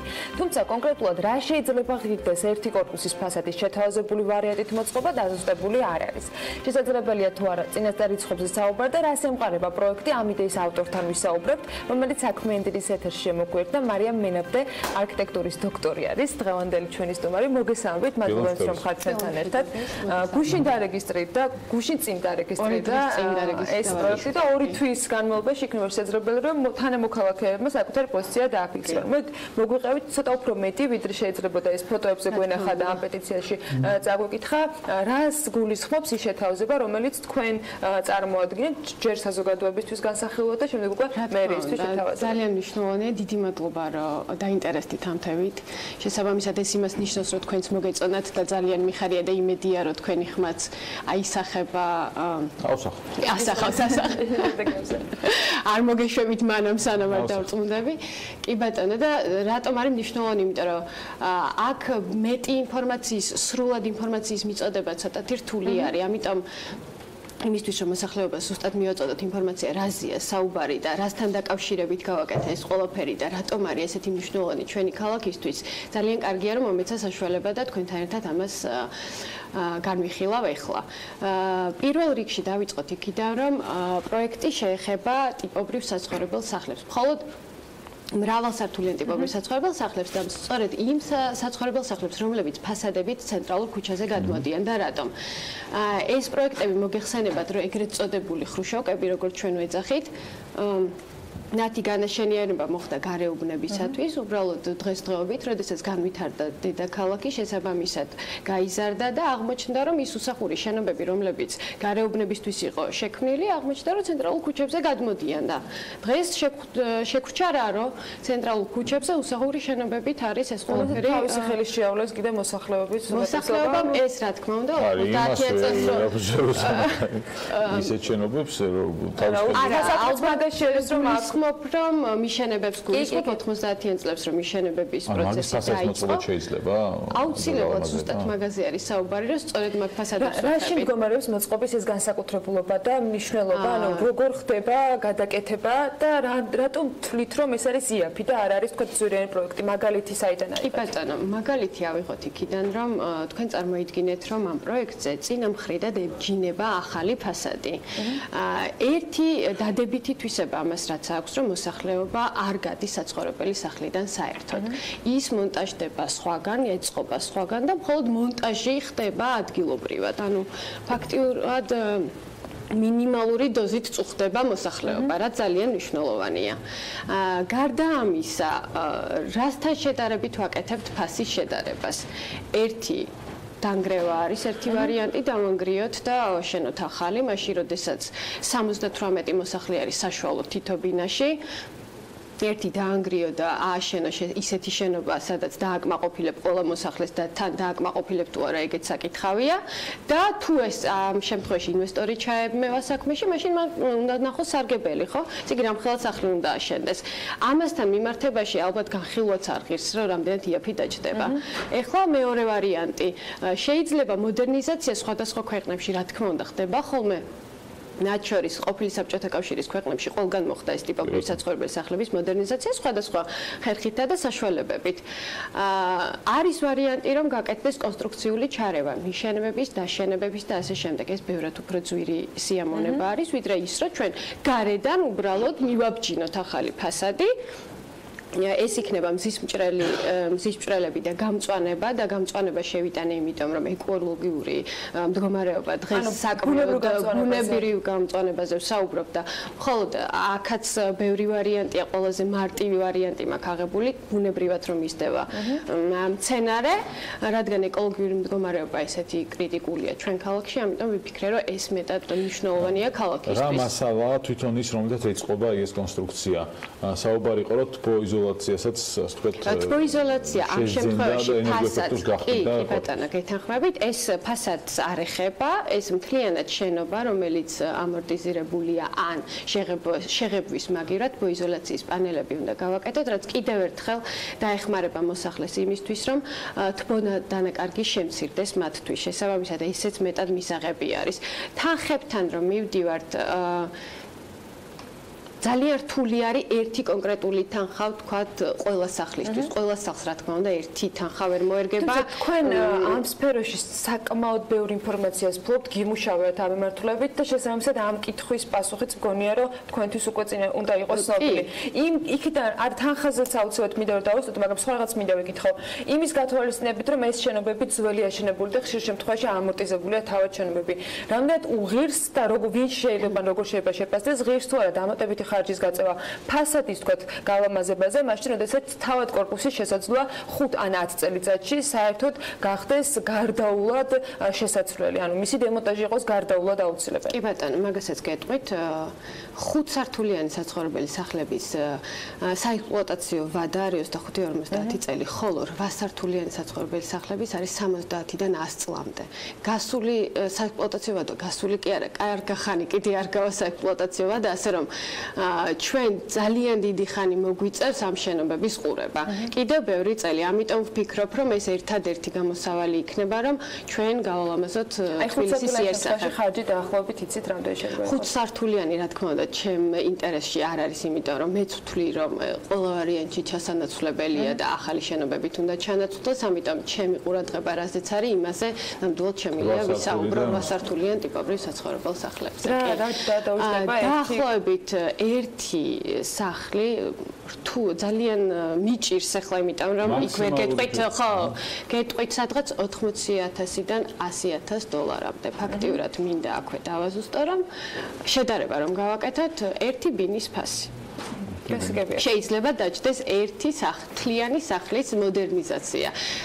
მე რენტაბელობა მოიმატებს მოსახლეობისთვის, არ შეწუხდება, იმიტომ რომ სხვაგან დამზადდება და ადგილზე დამონტაჟდება მხოლოდ და ეკოლოგიური მდგომარეობა გაუმჯობესდება. გარდა მაგისა, ჩვენთვის მოქალაქეებისათვის ძალიან მნიშვნელოვანი თემა მგონია და იმედია თქვენთვისაც ესე არის, რომ თბილისის არქიტექტურის იერსახე, ქალაქის იერსახე დადებითობისკენ და გაუმჯობესდება და შეიცვლება. ბატონო, ნახოთ როგორი გამოხმაურება ექნება ამ პროექტში. ხმის საჭირო ხმების რაოდენობას უკვე 500-ზე მეტი ხმა შემოვიდა და ძალიან დიდი მადლობა ყველას, ვინც არ დაიზარა და ნამდვილად რთული შესაძლებლობელია და იმედია ჩემს გვერდით დადგებიან და არა ჩემს, არამედ თბილისის გვერდით დადგებიან, იმიტომ რომ ყველა ერთად უნდა მოვახერხოთ ჩვენ და გავუმჯობესოთ ქალაქი. ნახოთ როგორი იქნება გამოხმაურება და შემდეგ უკვე რა თქმა უნდა მერის რეაქცია. მადლობა იმისათვის რომ იყავით ჩვენთან ერთად. მარია მენადეს არქიტექტურის დოქტორს მასპინძლობთ საქმიანი დილის ეთერში იმ შეთავაზებაზე, რომელიც იერსახე შეუცვლის ძველ კორპუსებს, ფოტოშორის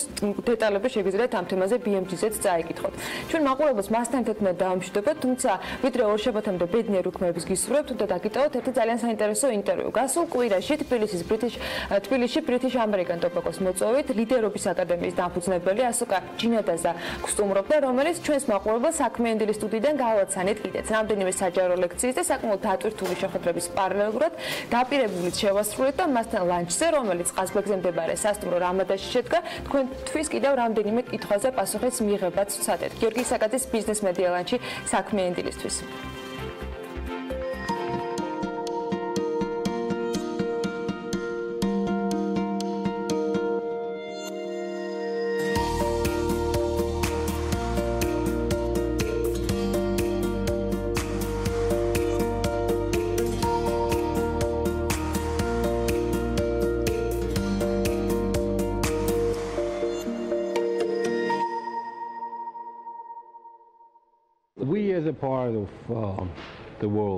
როგორც ცივილიზებული სამყაროს ნაწილს მაინტერესებს, რამდენად გვყავს საკმარისად და ეგრეთ წოდებული ხარისხიანი ლიდერები სოფლიოში, რომლებიც საზოგადოებისთვის მისაბაძები იქნებიან და საინტერესო. მე შემიძლია ამ შეკითხვას ორნაირად ვუპასუხო. მაგალითად, თუ Google-ის საძიებო სისტემაში ჩაწერთ სიტყვა ლიდერს, ის მილიონობით ასეთი ადამიანის ახალს გიჩვენებთ. თუმცა მეორე მხრივ რა არის ლიდერობის მთავარი საფუძველი, ამას ვერავინ გეტყვით. what is the foundation of leadership? There's no such thing. და თქვენ თუ გაქვთ ამ შეკითხვაზე პასუხი? გიბასუხებთ. 2 წლის წინ მე გახლდით მიწვეული კონფერენციაზე ავსტრალიაში, რომელიც ლიდერობის საკითხებს ეძღვნებოდა და ამ თემაზე უნდა მესაუბრა. ჩავატარე პატარა კვლევა და აღმოვაჩინე თუ რა თვისებებს მოითხოვს ჭეჭმარიტი ლიდერობა. გაინტერესებთ რამდენ თვისებამდე მივედი საბოლოოდ? 68. ეს გახლავთ იმ თვისებების რაოდენობა, რაც ლიდერობისთვის არის საჭირო. ამიტომაც არ მუშაობს მსოფლიოში ლიდერობის ინსტიტუტი. თქვენ შეკითხვას სხვანაირად რომ ვუპასუხო, მაგალითად ამერიკული მეგა კომპანიები წელიწადში $14 მილიარდ ხარჯავენ ლიდერობის განვითარებაზე. $14 billion is a lot of dollars. რას გულისხმობთ? ანუ თუ შეიძლება უფრო დაწვრილებით, რაიმე პროგრამა არსებობს სპეციფიკური ამ მიმართულებით? მათ მიიღეს ლიდერობის განვითარების პროგრამა. ამას სასწავლო კურსის ფორმა აქვს თუ? დიახ, ეს სასწავლო კურსია. ისინი $14 მილიარდ ხარჯავენ კურსების შექმნაზე, რომელიც შემდგომ ადამიანებს ლიდერობა ჩამოყალიბებაში დაეხმარება. ზუსტად, ანუ ეს ყოველწლიურად გათვალისწინებული ბიუჯეტებია კომპანიებში. დიახ, $14 მილიარდი გახლავთ მულტინაციონალური კომპანიების ყოველწლიური ბიუჯეტი. წარმოიდგინეთ, რამდენად დიდი თანხა იხარჯება ლიდერობის განვითარებაზე ქვეყანაში. იქ აბსოლუტურად სხვა მიდგომა აქვთ ამ საკითხის მიმართ და პრინციპში ბიუჯეტიც ამაზე მეტყველებს. ლიდერობის განვითარებაში ძალიან ბევრი კომპანიაა ჩართული, რომლებიც უშუალოდ ახორციელებენ ვორქშოპებს და ატარებენ დიდ კონფერენციებს ამ თემაზე. თუმცა მეორე საკითხია, რამდენად ღირს $14 მილიარდის დახარჯვა იმაზე, ისი სამიზნეც და შედეგებიც კითხვის ნიშნის ქვეშ არის ფაქტობრივად.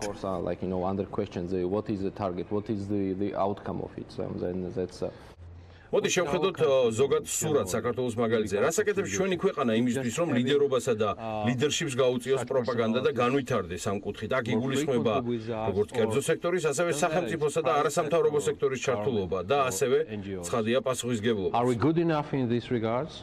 თუ გულწრფელი პასუხი გაინტერესებს, ჩვენ ძალიან უკან ვარ ჯერჯერობით ლიდერობის განვითარების თვალსაზრისით. ეს საკითხი ჩვენთვის ჯერ კიდევ აღმოუჩენელია, თუმცა თუ ჩაუღრმავდებით, აუცილებლად დავინახავთ, რომ ეს საკითხი თანაბარ მნიშვნელოვანია როგორც კერძო სექტორისთვის, ისე საჯარო სექტორისთვისაც. ჩვენ ეს გვჭირდება. ცალსახად საქართველოს ჭირდება უფრო მეტი ლიდერი, თუმცა არა იმ გაგებით, როგორიც ეს ადრე იყო. ხაზგასასმელია ის, რომ არ უნდა მივეცეთ უსაზღრო თავდაჯერებულობას, რადგან ჩვენ ვფიქრობთ, რომ უკვე ყავს საკმარისი რაოდენობის ლიდერები ქვეყანაში და სასწავლი აღარაფერი გვაქვს ამ მიმართულებით. შესაბამისად, არც დამატებითი თანხების ჩადება განიხილება არც ერთი სექტორის მხრიდან. პარადოქსი იცით რა გახლავთ? ამ კომპანიების უმრავლესობა ამბობს, რომ მთლიანი ბიუჯეტის 85% უშედეგოდ იხარჯება და პროგრამები რეალურად არ ამართლებენ. ანუ გამოდის, რომ ეს კომპანიები იდეაში არაფერში ყრიან $14 მილიარდ. $14 მილიარდი დამეთანხმებით დიდი თანხაა. ეს დაახლოებით 4-ჯერ აღემატება საქართველოს მთლიან სახელმწიფო ბიუჯეტს. საქმე ის გახლავთ, რომ მათ სჯერათ ლიდერობის განვითარების მნიშვნელობის და იმის, რომ ეს არის ყველაზე მნიშვნელოვანი საკითხი, რაზეც უნდა იმუშაონ და ფული დახარჯონ. კვლევები აჩვენებს, რომ როდესაც მაგალითად კომპანიის აღმასრულებელ დირექტორებს თხოვეს ძირითადი პრიორიტეტების ჩამოთვლა, ლიდერობის განვითარება უპირობოდ პირველ ადგილზე იყო ყველა გამოკითხვის შედეგად. ეს კომპანიები და მათი ხელმძღვანელები კარგად აცნობიერებენ, რომ მათ სჭირდებათ ლიდერები, თუმცა თავად ლიდერობის განვითარების პროგრამების ეფექტიანობა სამწუხაროდ 15%-ზე დაბალია. როგორ ხდება ამის ეფექტიანობის დათვლა?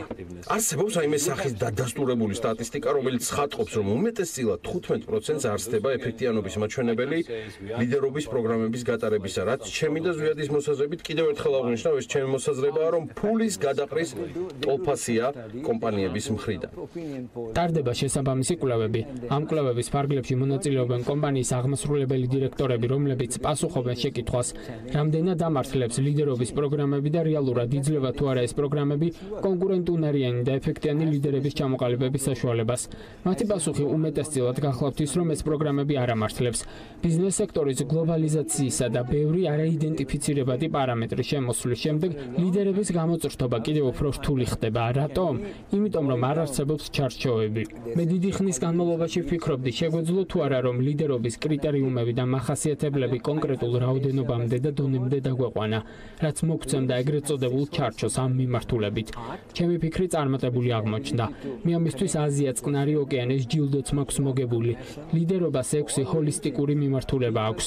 გული, სიყვარული, თანაგრძნობა, გონება, ვნება, ანუ ეგრეთ წოდებული ცეცხლი, რომელიც თუ არ გაქვს, ეს იგივეა, რაც გყავდეს სპორტული ავტომობილი, მაგრამ არ გქონდეს საწვავი. Fire is some sort of emotion. ემოციურობა და ცეცხლი საქართველოს თავზე არ არის ჩვენთვის ნამდვილად უცხო. It's interesting, isn't it? ამ ცეცხლის გარეშე ლიდერი ვერ შეძლებს ადამიანებისთვის ინსპირაციის მიცემას. ლიდერობის კიდევ ერთი მახასიათებელი და განმსაზღვრელი ენერგიაა. One of the best definitions of leadership is energy.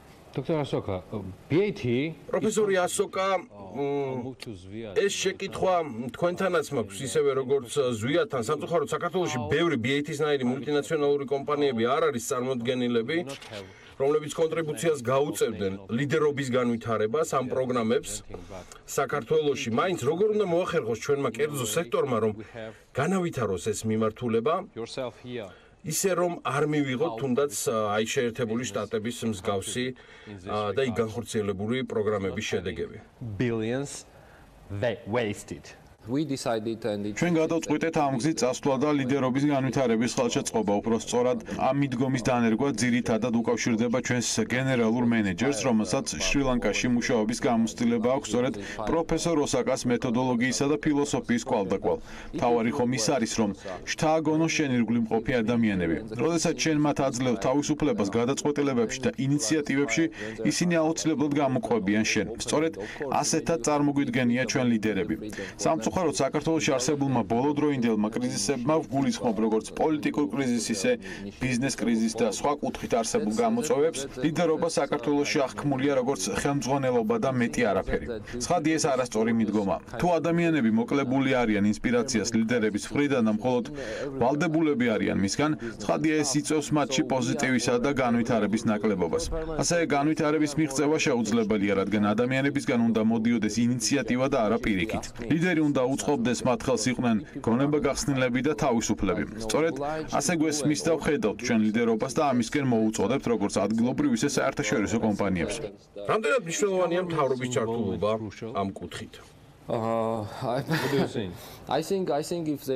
ფიქრობ დაინტერესება მათი მხრიდან უნდა იყოს, რადგან როგორც ვიცი, იქნება CP, რომელიც კონკრეტულად სახელმწიფო სერვისებზე იქნება ორიენტირებული და ცხადი ამ შემთხვევაში მთავრობის დაინტერესება ჩვენთან კოლაბორაციით ლოგიკურიც იქნება. ეს მათ ინტერესებშიც უნდა შედიოდეს, რომ ქვეყანას ყავდეს რაც შეიძლება მეტი ლიდერი, ეს გამოადგება და სარგებელს მოუტანს მთლიანად ქვეყანას.